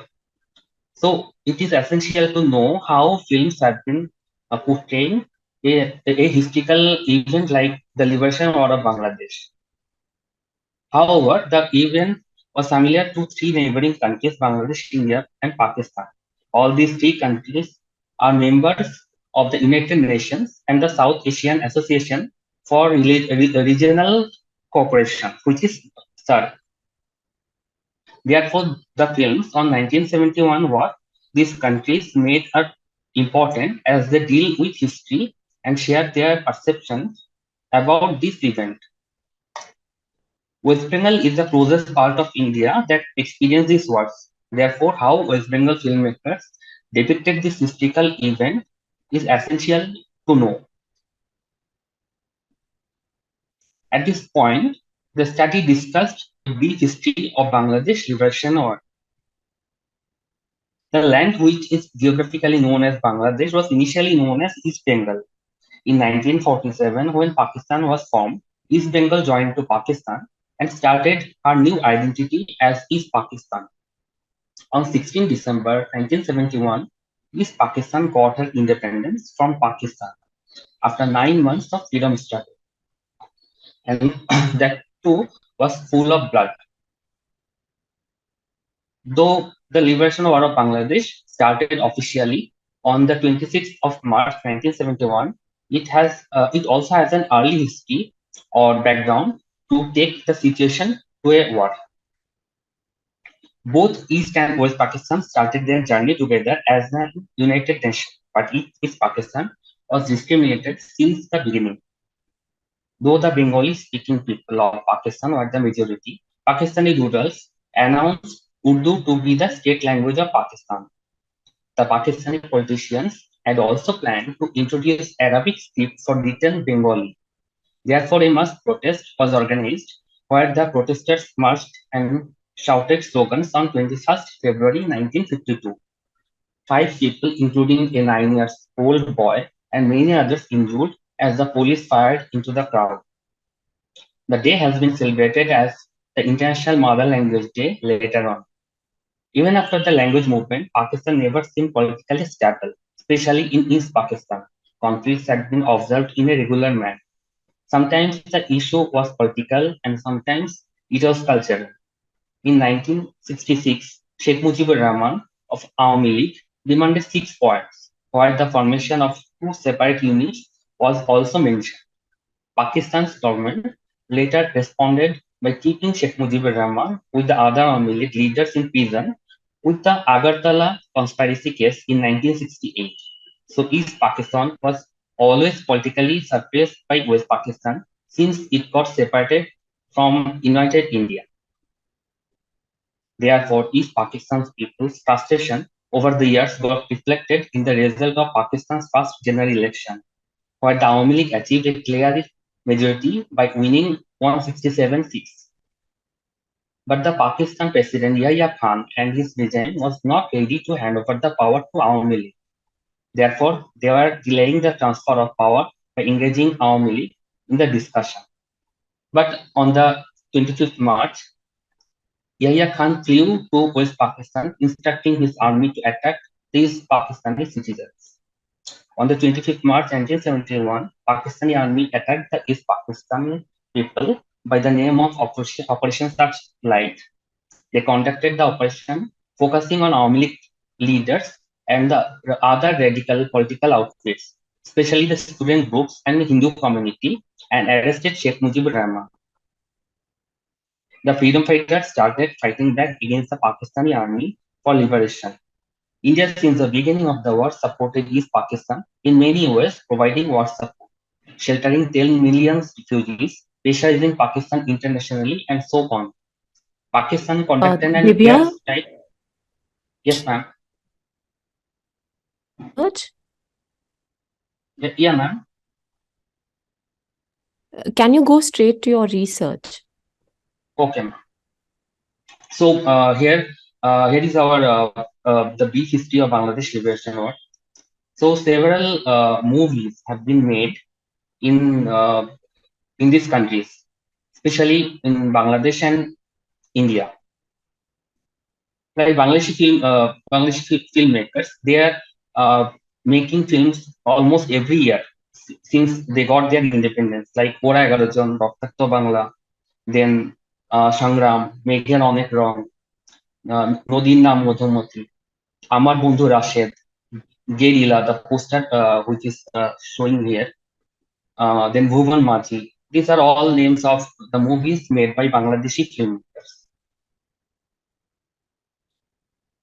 The movie Bollywood has made on this award are Jai Bangladesh, Hindustan Ki Kasam, Akraman, Vijeta, Border, Hindustan Ki Kasam again, then 16 December, then Gunde, the Ghazi attack, Razi, Romeo Akbar Walter, then Bhuj, the Pride of India, then last year IB-71 got released and Pippa got released. Sam Bahadur, it also referred this award. Then Telugu and other regional industries like Tamil industry and Punjabi industry, Malayalam industry, they all referred this over Indian movies. Pakistan initially or intentionally avoiding this issue in making films since the beginning, but in 2021, Nabil Qureshi released Khel Khel Me, whose context was the 1971 war. So here we review So, this literature. can you skip your review? Just go straight to your analysis part. Just the methodology and the analysis. Yes, ma'am.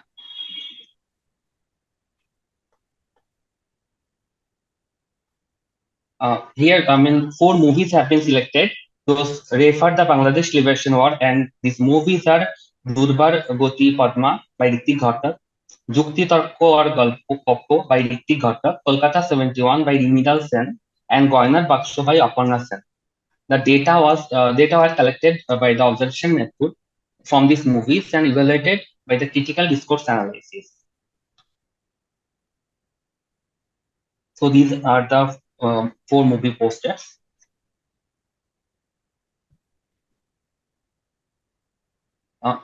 Like the other Indian film industry, the Tollywood movies refer to the liberation war of Bangladesh in their films too. Here the study discussed 4 movies, including a documentary film. Hrithik Ghatak directed Durbar Gati Ka Padma, 22-minute documentary short film about the liberation war of Bangladesh. The movie portrayed various sectors of Bangladesh liberation war from West Bengal perspective. The story shows several themes of Bangladesh liberation war.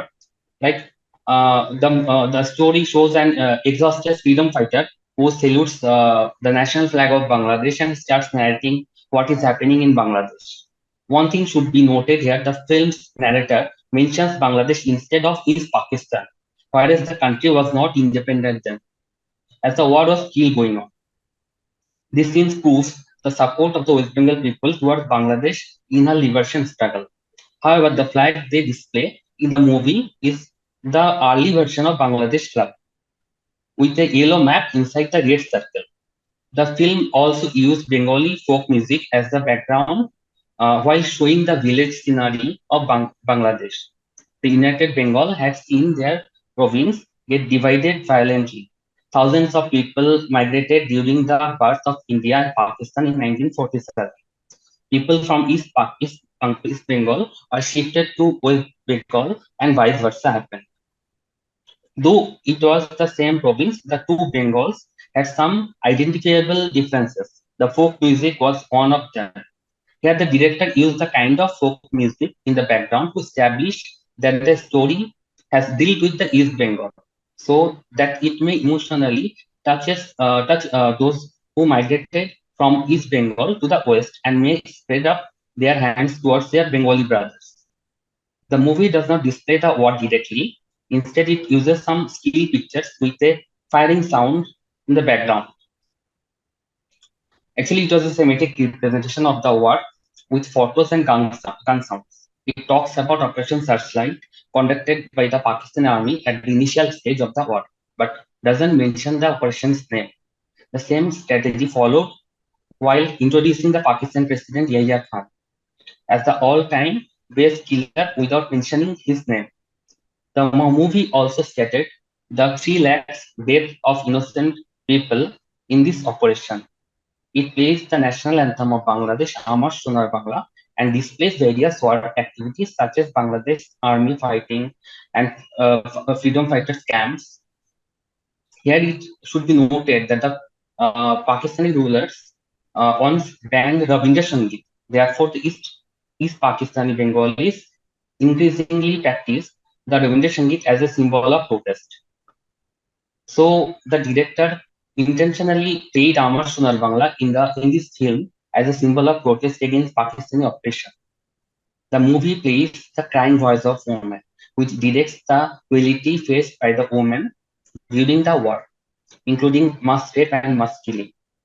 The film displayed the war from West Bengal's side, shows the refugee camps and hospital scenes of West Bengal, as it was the West Bengal that shelters 70% of total East Pakistani refugees, and as it was closest to the border, so the freedom fighters and others who got injured by the opposition got the treatment in West Bengal's hospital. The film also displayed how the media spread rumors about Sheikh Mujibur Rahman. Media has always been an essential tool of communication during the war. Using media as a propaganda tool during the war is also a shared culture around the globe. Bangladesh Liberation War was not exceptional. The film displays Bangladesh flag in Can front you? of a stop. I think you're exceeding your time limit. Can you just go to the conclusion, please? Sure, ma'am. So here are some points that we discussed in our conclusion. The study shows that the Bangladesh Liberation War has yet to be portrayed significantly in West Bengal's movies, being the worst observer from the closest point. West Bengal filmmaker could have depicted this historical event more briefly, though Ritik Ghatta's documentary Durbargati Padma tried to portray the event, it should have included some crucial issues of the war, like the political background, rape, genocide, violence towards the Hindu community, and the role of Bangladesh India joint force. It depicted the event uh, from West Bengal's experience. It referred to the Operation Searchlight event, did not mention the name of the event. It depicted some issues with the semiotic presentation. The film did not discuss the war's political background but showed the people's involvement in West Bengal to obtain Bangladesh Liberation War. The movie also referred to Sheikh Mujibur Rahman and national anthem of Bangladesh. The rest of the films are fiction and have not given much importance to briefly depicting the event. Ghatak's other film Luchit Toko Goppo also referred to this event. It portrays both the sympathetic and empathetic feelings of West Bengal's people towards Bangladesh and the struggles they were experiencing during the war. At the same time, it also did not portray the political background of the war. It shows the refugees but fails to portray their experiences during that time. Minal Sen's Kolkata 71 displayed four stories from four different periods. It also referred to the refugees and how the young generation of the West Bengal was working for the refugees. Nevertheless, it also missed out on the political background of the war and what made the refugees come to India. Aparna Sen's Koynar Baksho also referred to the event from West Bengal's point of view. It displayed the refugees but missed out on the background of the war. So this is all. Uh, thank you everyone.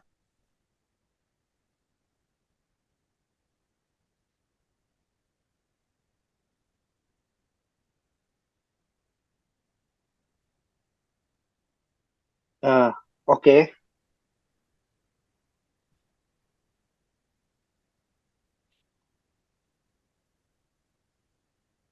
Madam, please comment on the presentation.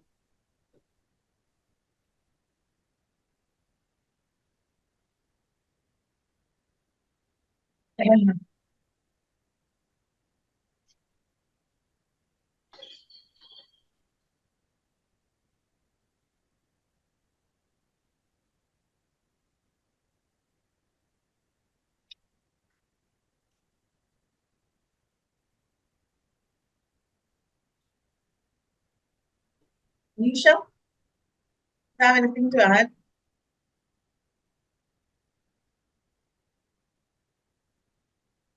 Jo, I was I thought the topic was quite no new in terms of seeing the Bengali film contribution towards the historical event, but I did find you.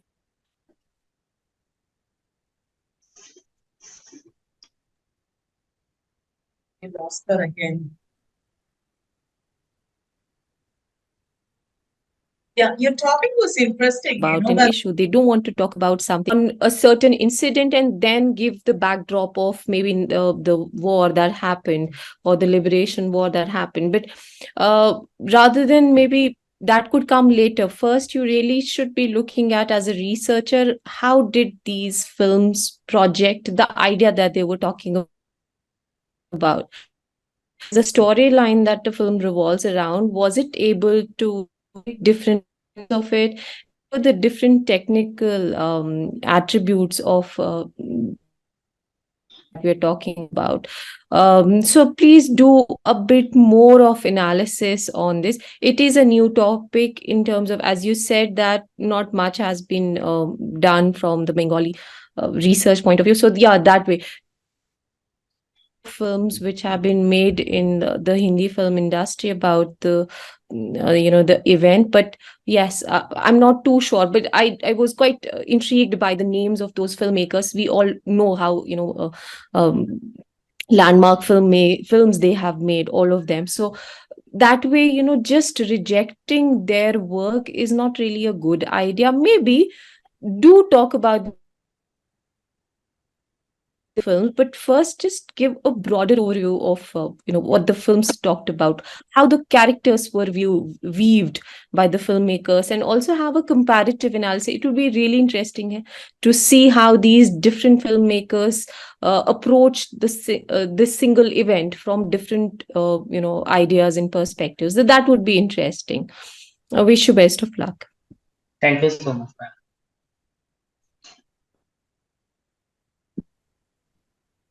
Actually, Thank you.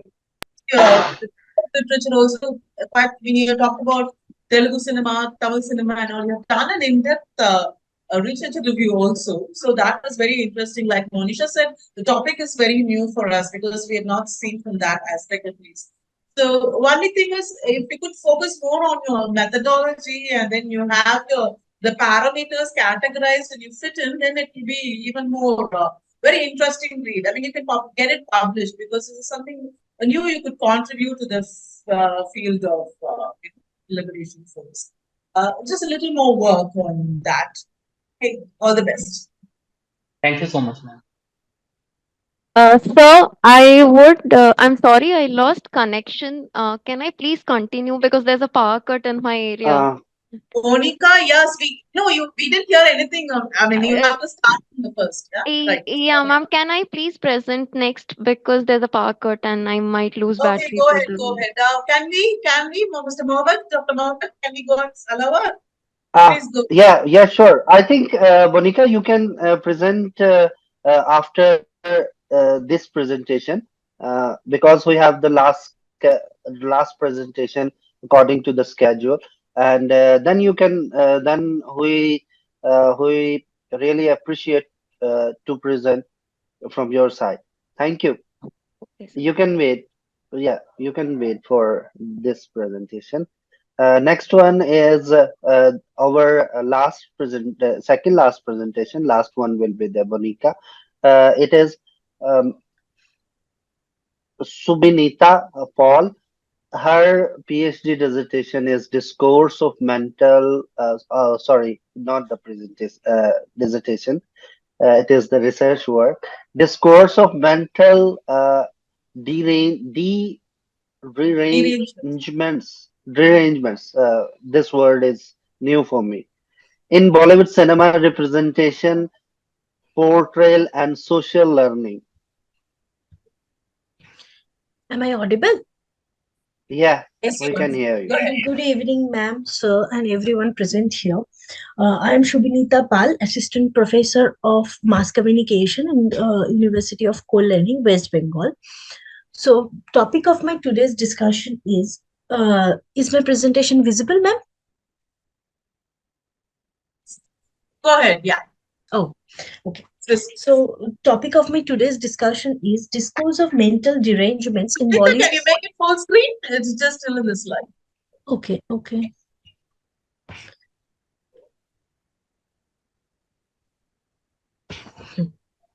Yeah. So, discourse of mental derangements in Bollywood cinema, representation, portrayal, and social learning. So, as per World Health Organization, mental health denotes a condition of overall wellness in which an individual recognizes their personal capabilities, manages typical life pressures, maintains effective and fruitful work, and contributes to their community. And disturbing any of these said elements lead to mental health illness. Adding to that, films yield a powerful influence on our mental state because when we watch a film, we often become deeply engrossed to its content and to that point that both physiologically and psychologically we respond to this stimuli. One of the noteworthy aspects of film is that they provide a safe and socially acceptable space for individuals to delve into their most profound desires and confront their fears. This cinematic medium acts as a controlled environment in which people can experience their innermost emotions and vulnerabilities, all while conforming to societal standards. So, when the research problem starts from where? We can all go back, if we can go back to 14 June 2020, a news broke into news channels that a 34-year-old male actor Sushant Singh Rajput was found dead in his own apartment. The initial suspect was a suicide. There was that time there was a discussion going on, how can a person like Sushant Singh Rajput can commit suicide, because he was seen very happy in his last photographs posted on social media. He was also part of a very successful featured film in the last year 2019. So how can a happy and successful person can go to a depression to that extent that he or she can commit suicide? This leads to a stereotype that a depressed person has to be look sad or abnormal, or has to do something that we can taboo him or her as a mad. So this, in formation of this stereotype, there is a huge role played by our films, because however cinema has provided only limited insight into the experiences of this individual and the caregivers, perpetuating the societal stigma surrounding mental health. Such stigma arises from a concept that society views as formidable, and ultimately resulting in disgrace or shame. Families of individuals with mental health concerns often fear that disclosing such conditions will tarnish their reputation. Some major literature reviews are presented here. Cape in 2003 suggested that movies can be seen as a cultural reservoir that reflects commonly accepted ideas in a society. Thus, movies are a vulnerable tool for examining societal perception, misunderstanding, and stereotypes related to mental illness. Later on, Akhtar and Komal in 2005 suggested that films can be seen as a form of addictive defense that people turn to in order to deal with the difficulties they face. Beyond mere entertainment, the films seem to have a deeper intention of shedding light on and providing resolution to the internal conflicts of their audience. Major objective of the research to analyze the potential of messages related with mental illness in selected Bollywood films. In this process, it will also be studied the scope of application of social learning and social cognitive theory. So, social learning and social learning cognitive theory, the SLCT theory, was given by Albert Bandura, where we have talked, where he had talked about social symbolical modeling. Research questions: the potential of film as a mass communication medium to convey social educational messages is significant, provided can it effectively address sensitive topic like mental health without causing distress. Research question 2: in the realm of film, encompassing its language, techniques, and all its facets, is in a perpetual state of evolution. How much this evolution is evident in the shifting narrative regarding delicate topic of mental health sensitivity and its associated challenges over the passage of time. Here I have used the research philosophy, particularly pragmatism research philosophy. The pragmatist researchers use materials and methods to build the paper and to find answers to the research question arise before. The research approach used here is inductive, as from a particular sample of inferences are drawn for generalization. Research methodology: the process for film selection will involve two distinct stages. Initial stage, the time span from 1970 to 2021 has been taken into consideration as an era of post-truth phenomena in media. Finale stage, commercially hit as well as films appropriate for the study have been chosen to gauge the change of narratives from the starting to the end of this continuing phenomena. Data analysis technique: through a qualitative analysis that encompassed various aspects of each film, including the main storyline, subplots. Sorry, there is a mistake. Subplots, settings, characters, songs, and comedic scenes. Specific information was gathered. Attitude towards character. The point number 3 is not necessary here. Accuracy of portrayal, accuracy in depiction of treatment methods. These 3 are prevalent. So the major findings.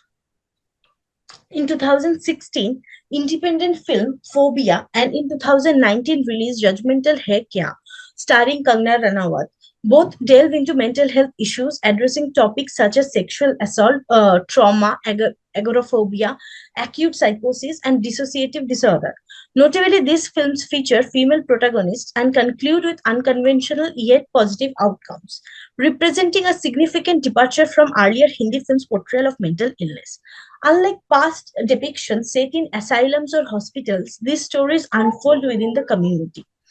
The exploration of mental health in Indian cinema dates back to 1970 film Khamoshi, where a nurse played by Wahida Rahman tends to treat heartbroken patients only to find herself institutionalized by the end. This film was a remake of a Bengali film Deep Jele Jai. Similarly, Earth in 1982 explores anxiety issues leading to a breakdown within a disintegrating marriage. The blockbuster Tere Naam in 2003 introduces severe mental illness due to romantic frustration, depicted dramatically with shaved heads, chains, resembling horror movie aesthetics. However, a recurring theme in these narratives is the association of mental illness with women, often stemming from failed love. Recent thoughtful films continue this trend, portraying mental health issues primarily affecting women, while male characters are generally served as anchors or therapists. This portrayal contradicts reality, as suicide data from India's National Crime Records Bureau reveals a higher incidence among men. Notably, the film Dar in 2003, featuring Shah Rukh Khan, introduces a psychiatrist but fails to spark a meaningful conversation about mental health, as the stalker hero routine overshadows the potential discourse. Bollywood largely neglects mental health among men, with heroes' dysfunction attributed to grief rather than depression. The enduring character of Devdas exemplifies this, serving as a prototype for the self-destructive lover in Hindi cinema. So, how in pre-media convergence era and post-media convergence era, the representation of psychiatry has changed? I have chosen the parameters like representation in pre-convergence era for the portrayal of patient, portrayal of mental health professionals, doctors, psychiatrists, portrayal of psychiatric treatment. Here I have discussed how the representation has changed over the year. In terms of portrayal of patient, in the films like Khilona, Sadma, Dilwale, released in the year 1970, 83, and 94 respectively, our characteristics are mainly childish, naive, violent, destructive, ignorant, reckless, etc. For the portrayal of mental health, Damini, Dilwale, Kyuki, 1993, 94, 2005, apathetic, unprofessional, unscientific, used as mostly as comic fillers, mainly in the movie Kyuki, and boundary violators. Portrayal of psychiatric treatment, Khamoshi, Damini, Raja, Kyuki. The characteristics were erasing of memories, tools of punishment, like electric shock, etc.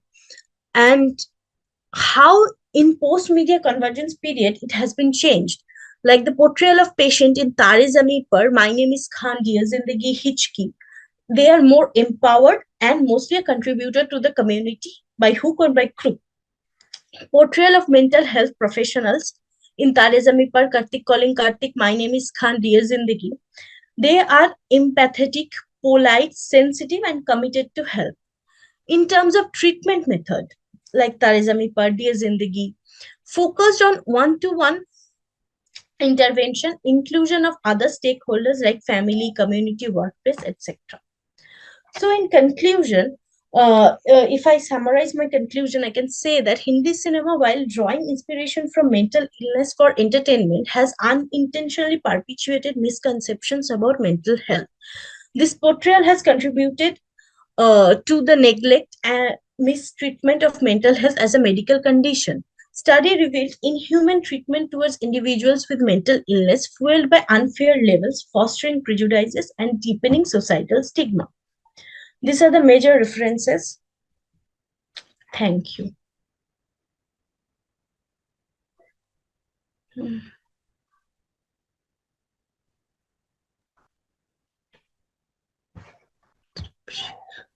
Subrita, it's a very interesting paper, and it shows that you put in a lot of effort in categorizing the films here and what kind of there's and things like that. I just want to have. Is it a part of your PhD? Ma'am, ma'am, am I visible? Yeah. Ma'am, I have not started my PhD yet. So Oh, okay. it's of my interest area, of course. Yeah, it's good. You put in a lot of effort. That's why I just want to appreciate that. That's one thing. One query alone I had. Is it about women alone? Are you talking about? Women, Total yes, of ma'am. women alone? No, I'm not. I was not talking about women alone. It Okay, was because most of the films you showed were just about the stills you had picked up with women characters. So yes, that's yes, no, yes. no, it is not generally No, about no. characters. Yes. That's it from my end. Just continue on. This is a good work you're doing, and it will be a good one. Thank you. Thank you so much.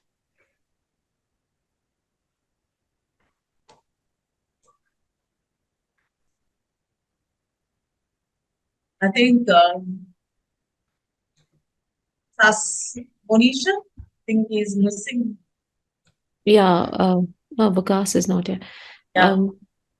Yes, I really resonate with what ma'am had to talk about your presentation. It was nicely made, and you did talk about different attributes in quite detail, and particularly your research approach. Do you think Tamasha should also be included in the list of the films that you have analyzed? Yes, ma'am. It should have been. I have missed it. It's my Maybe you can look at that. And also, now that you are analyzing these films in a very detailed manner, why are you not adding certain more variables to study? For example, one could be an analysis of symbolism in these films, because when you're talking about mental health, a lot of symbolic gestures and symbolism gets used in the filmmaking. So maybe you could study that and see how the external behavior of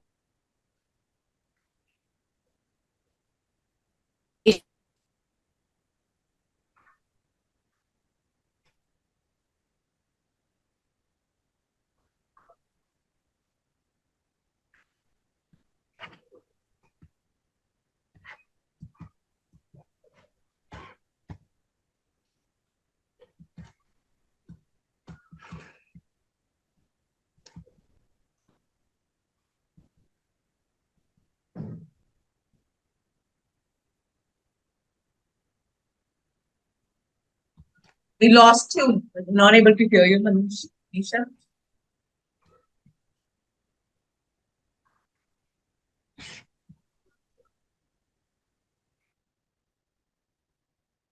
Is Monica, you can get ready with your presentation. We lost both the moderator and the co-chair. Yes, ma'am, I'm ready with the Yeah, go ahead. Please go ahead. Yeah, Mr. Dr. Mahmood has joined. Ma'am, so can I start? Both of them join now. But anyway, you go ahead, get ready. Yeah. Ma'am, can you see the presentation? And am I audible? Yes, you are. Go ahead. Yeah, I think we lost you, Dr. Mohammed. Yeah, because of some internet issue. Yeah, please continue, Yeah, go Miss ahead. Monica. Yeah. Good evening, respected dignitaries and teachers and everyone present. I am Bonika Das, a research scholar from the Department of Journalism and Mass Communication, Andhra University. I would like to thank Adamas University for giving us this amazing opportunity to be a part of the ICMC Chapter 2. The topic of my presentation is representation of men and social issues, a textual analysis of select Bollywood films. Yeah, mass communication is a complex process and it is achieved by mass media, and mass media has the ability to work as an active change agent cinema being the most powerful tool and popular form of entertainment and easily accessible has the power to not only entertain but also educate and influence the masses on various issues. Over the years, Bollywood has represented and presented social issues and taboos on the screen. Also, we have seen a paradigm shift from the stereotyped representation of men and women from being dominant and to being empathetic, courteous, and considerate. The objective of my paper is to understand how men have been dealing with social issues in films and how there is a paradigm shift which are actually focusing on the sustainable development goals. So, the objective of my paper is to understand the role of men dealing with social issues, interpret the role of cinema in breaking the stereotypes, social taboos, and creating awareness, and how religion and culture glorifies superstitions and taboos, and the shift from hegemonic masculinity to the new masculinity. Okay, so if we see the Indian cinema, especially the Bollywood, from the 1960s to the 1990s, we have seen the dynamic and iconic role of Vijay in Diwar or Zanjeer, and the famous dialogue जो मर्द होता है उसे दर्द नहीं होता है ma'am साहब, which is a dialogue from the movie Mud 1985. Two, the song, the popular song of Saif Ali Khan, where he says, "लड़की क्यों न जाने क्यों लड़कों सी नहीं होती," to the current time scenario, where we see Keshav from Toilet Ek Prem Katha, where he realizes or he says that आदमी बना दिया इसलिए कभी औरत का नहीं सोचा मैंने, which is from the movie Toilet Ek Prem Katha. Bollywood has stereotyped the presentation of men from anti-heroes to angry young man to the भला है बुरा है जैसा है मेरा पति मेरा देवता है, the gabbar, the mogambo, the bad men of Bollywood, to the alpha male of the current times who is assertive, dominant, and extremely angry and abusive in films like Kabir Khan, Dr. Rajkumar, and then we have the current film Animal, where we see the alpha male character, which is absolutely abusive, to the emergence and evolution of new masculinity in films like Meri Pyari Bindu, Toilet Ek Prem Katha, Tanu Veds Manu, and then we have Vicky Donor. And the emergence of new masculinity, these men are non-conformists. They do not conform to the values and roles set by the dominant patriarchy, the hegemonic patriarchy. The hegemonic patriarchy is considered as, they are the protector, procreator, and the provider, whereas the new masculinity, they empathize and they empower women, and they're not threatened by the strong women in the narratives. They have emotions and they express their emotions. So the review of literature of the study says that, Nehru ji in his speech said that my sincere wish is that the film industry would start thinking about how to make pictures that are up to par in terms of quality and strive to make films with social and educational messages. And also, R.W. Connell, in her gender order theory, says that masculinity is constructed through social powers and power relations of the society. Also, movies are used for education with entertainment, as the emotions play an important role in learning attitudes and changing behaviors. The films that I have taken are to deal with the sustainable development goals, that is good health and well-being. Here I'll be talking about the movie uh, I'll be talking about the movie Padman, and then goal 4, which is quality education, but I'll be focusing on the importance of the need of sex education in the education curriculum, and then clean water and sanitation, which is toilet ek prem katha. The methodology taken for the films is textual analysis, which is, interpreting the recorded visual medium by analyzing the content structure and the function of the message. And I've also taken rhetorical criticism because I'll be assessing the persuasive force of message that is embedded in the text.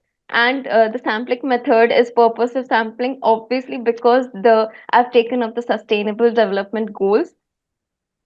The theoretical framework is Stuart Hall's circuit of culture. Films and representation, it's important to understand what the films are representing, what is it communicating, what is the goal of the movie. Then we come with identity, who these films are identifying with the people, especially the women's community, the male community, again, hegemonic masculinity, the dominant patriarchy, the women, the children also, and the production, what is it producing, and the consumption, coming to consumption, the audiences whom it is uh, framing at, and the regulation, the steps that are taken after seeing the films. So coming to the film Toilet Ek Prem Katha, the director is Shri Narayan Singh, and it's written by Siddharth Singh. Now, the Toilet Ek Prem Katha, starring Akshay Kumar and Bhumi Pednakar. The film is a love story, and Toilet is the villain of their love story because Keshav, Akshay Kumar plays the role of Keshav, and there's no toilet at his house. And it is strange, but it is true that India, being a country of different cultures and traditions, we always have a fight between what is right and what is wrong. So Keshav's father, who is absolutely superstitious, says that you cannot have a toilet in the same courtyard where a holy basil is planted. We cannot have a toilet in the same courtyard. So the film focuses on two things, that is the poor sanitation condition in rural India and the stake of security of women who go for open defecation in the rural areas of our country.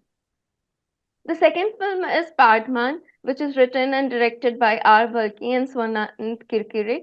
The movie focuses on the importance of menstrual hygiene and health, and also, again, how tradition comes in between what is right and wrong. In the movie, we see that Radhika Apte, who plays the role of Akshay Kumar's wife as Gayatri, she sits outside the home when she goes through her menstrual cycle, and she calls it apavitra. ये अपवित्र होता है, ये रीति रिवाज है. And Akshay Kumar says that ये रीति रिवाज बेकार की चीजें हैं, तुम अंदर आके बैठ जाओ, नई रीति रिवाजें बन जाएंगी.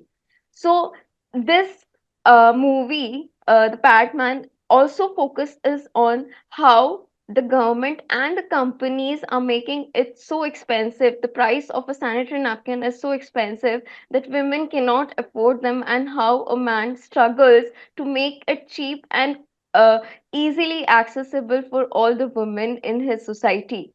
The third film, Oh My God 2, is written and directed by Amit Rai. Now, this film, though, when we talk about the Sustainable Development Goal quality education, we do not directly talk about sex education, but it is important. Sex education is very important when it comes to sustainable development. We can only sustain and have a sustainable development when we are well educated with sex education. But when I mean about sex education, it's not just the reproductive organs, but also the film focuses on how it is important for a teenager to know what are the advantages and disadvantages of it. It's a scientific subject after all, so they should know about their own body and its requirements. And also, the younger children who are not aware of what is good touch and bad touch. And strangely, a lot of child abuse cases and molestation cases happen because children do not know what is a good touch and what is bad touch.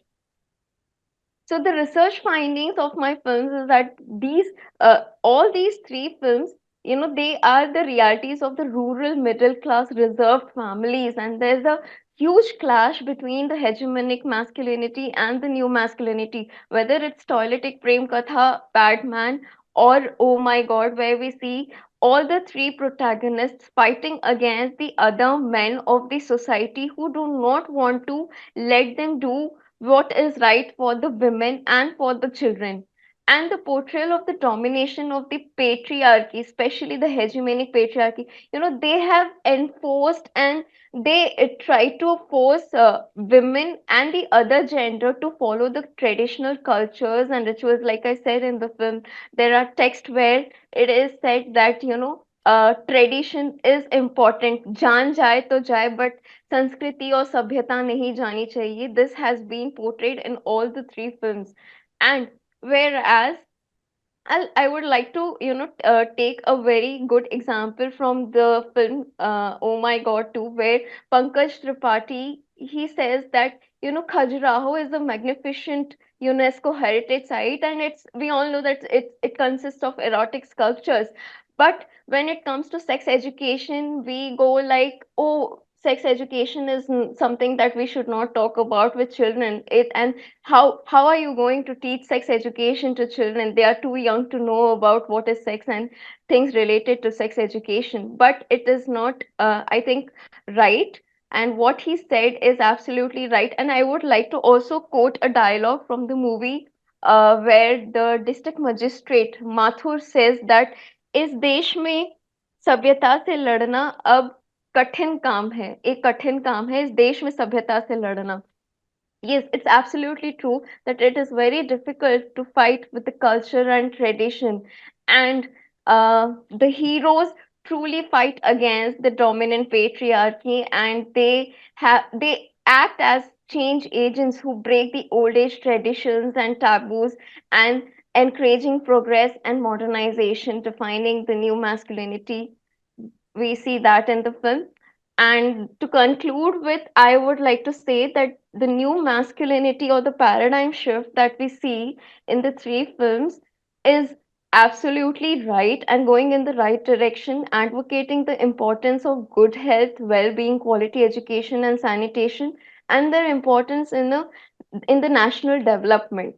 So that's all. Thank you. These are some of the references. Thank you so much.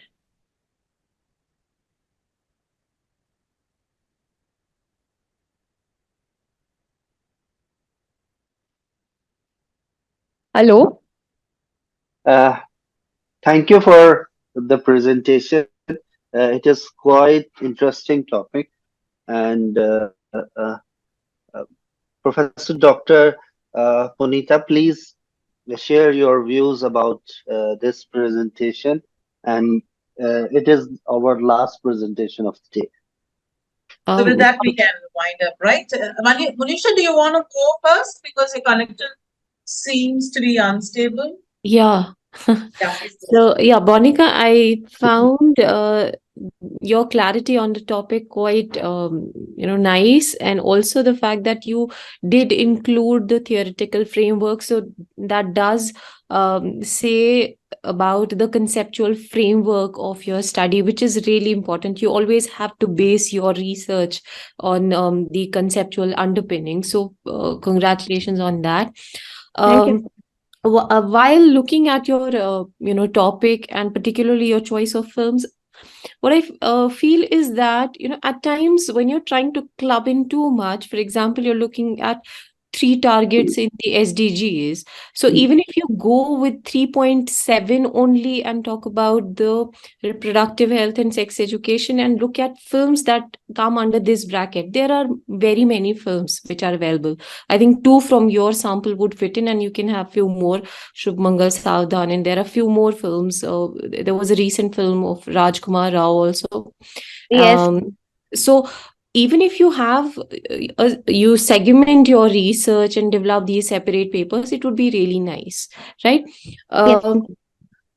Yes, I think that would be it from my side, but congratulations. Thank you, ma'am.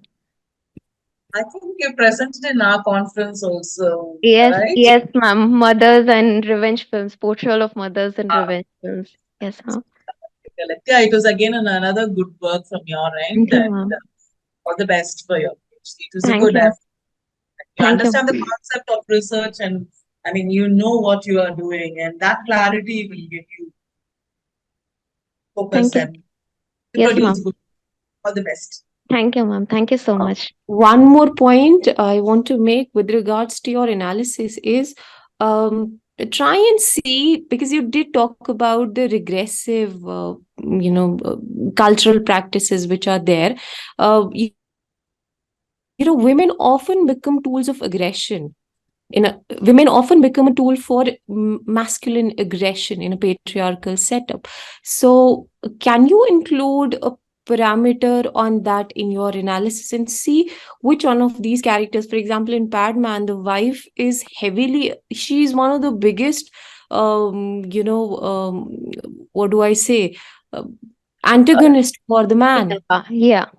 Yes. right? So Yes. maybe look at how women kind of perpetuate aggression at times, patriarchal aggression. Yes, And ma'am. Even in Toiletic Prem Katha, Bhumi yeah, Patnakar's mother, she also tells her that you should go back to your husband's house. He's doing so much for you, and you're still not going just for the sake of a toilet. So we do have the mother doing the same thing in yeah. Toiletic Prem Katha, Yeah, and so that Yamini also. cultural conditioning, so you can have all these concepts mixed in and maybe kind of make it more clear to the audiences, because people not just from the subcontinent, from India, who are aware of these issues, maybe elsewhere they would kind of understand the layered phenomenon around patriarchy and how women, it's not just the male often. You did mention progressive masculinity, which is really good, so maybe try and look at that as a separate parameter as well. Okay. Yes, ma'am. Yes, ma'am. I'll do that. Sure. Okay. Thank you,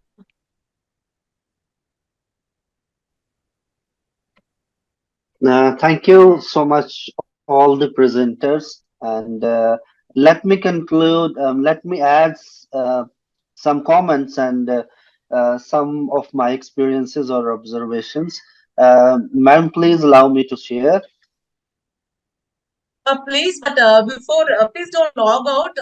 Monisha and I would like to discuss about the marks later. So let's not leave the platform. Let's be there. Let the participants leave after Yeah, your comments, and we will be here to yeah, give them. sure. I have observed some journal observations and which are basic in research, and all the presenters and who should kept these points in mind. One thing is about the variables. Of course, sometimes in qualitative research, variables doesn't matter.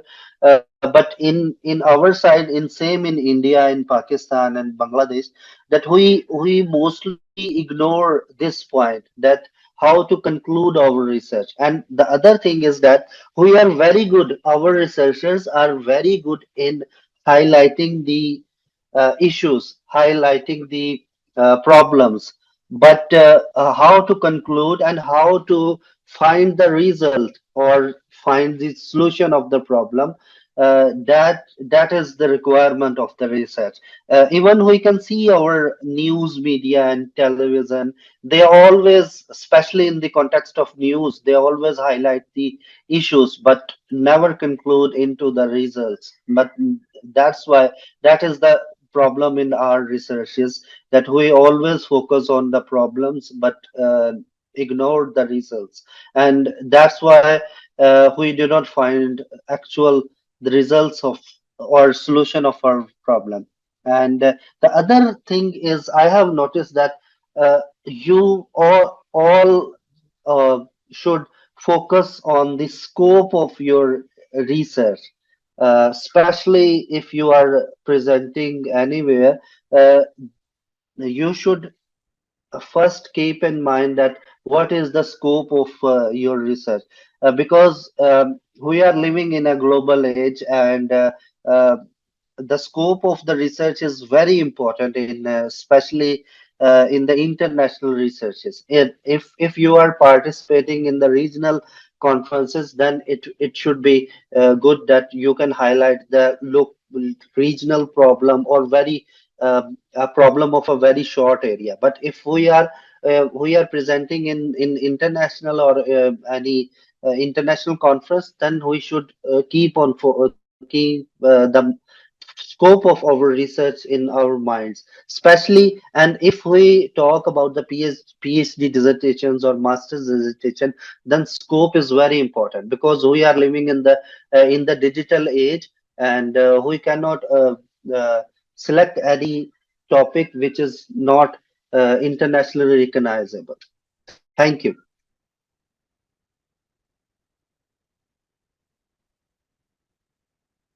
Madam, please conclude your remarks about the presentations.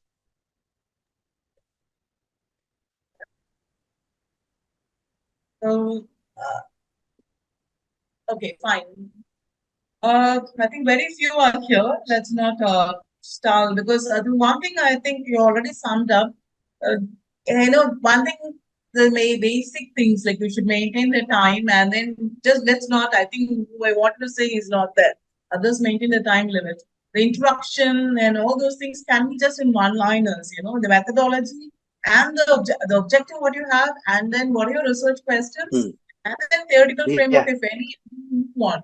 So otherwise, it doesn't make sense that because it will be you won't have the time to finish. That one thing I found some of them lacking. And yeah, the topic of choice is. Are you trying to say something? Yeah. Yeah, please continue. Yeah. So yeah, the variety of the topic again and again, we are still most of the topics we go on to the representation and portrayal. I think we should look beyond and then talk about various other aspects. There are a couple of interesting topics which we found today, but then it would be more. People should think out of the box is what I. And that's it from my end.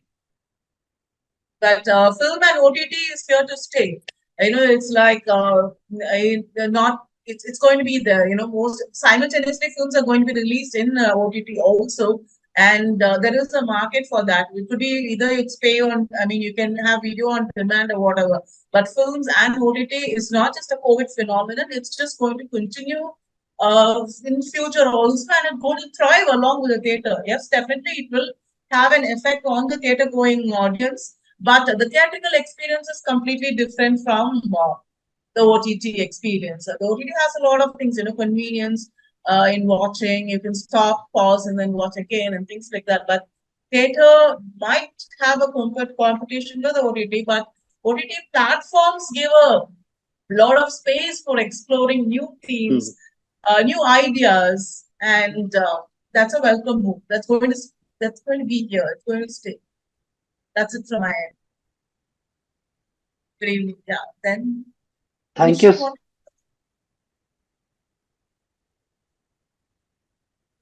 Ma'am, Dr. Muniza, can you conclude the remarks? Then we will finish this session.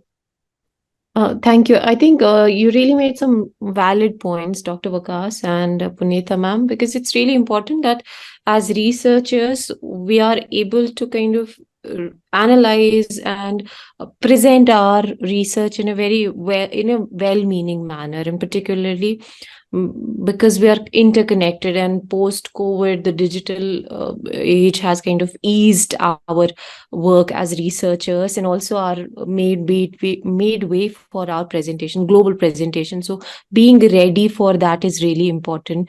So how you're presenting and how you're concluding your research, and what are the different elements that really need to be there. There are certain elements and aspects of research which have to be there. You have to inform about the procedures, the experimentation, and your main findings. It has to make sense. So we have to kind of include them in future. Or also being relevant, what your title is, then following it up in a very cohesive manner is really important.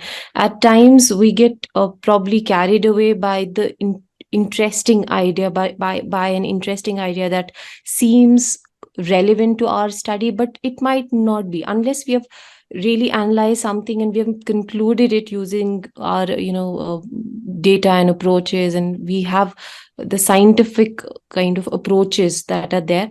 We should really be avoiding generalized and sweeping statements. So, but having said that, I think most of the presenters were research scholars, so we would really wish you all the best for your work, and we really look forward to reading your modified and papers in future.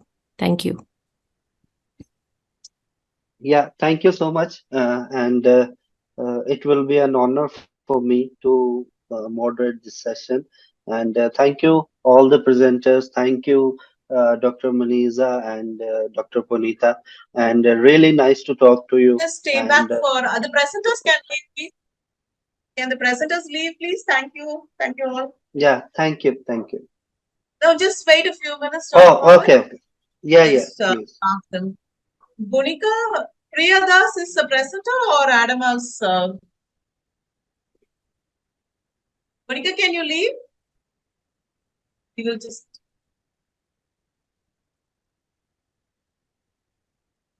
Yeah, that's it. Who's this? I have no clue. Anyway. Monisha. Yeah. Hi. So, who do you think will be they will ask us to select one person, Monica or Subnita?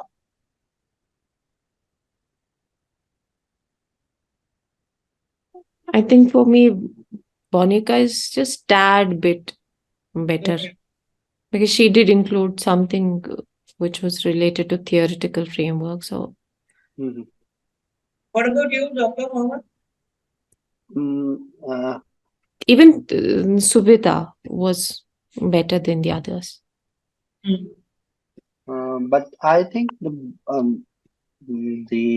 Bonica was better because I am talking according to the scope of her research, scope of Conference theme her also. title. Yeah, of course.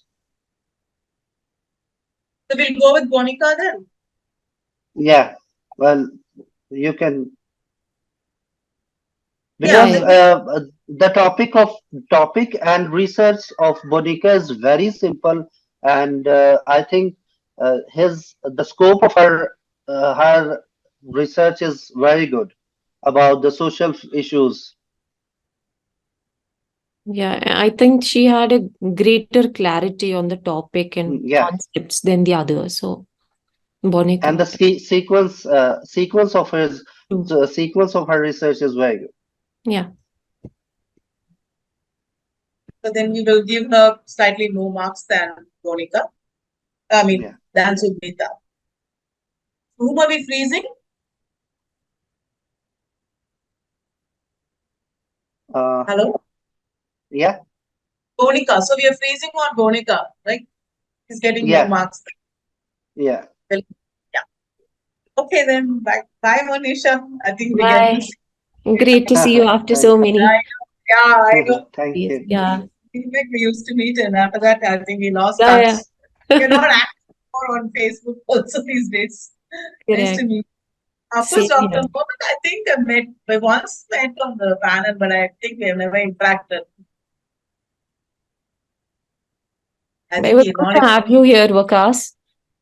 Yeah, I can hear. Thank you. Thank you for the moderation. Thank you so much. Thank you. Bye. See you. Bye. Yeah. See you Bye. guys.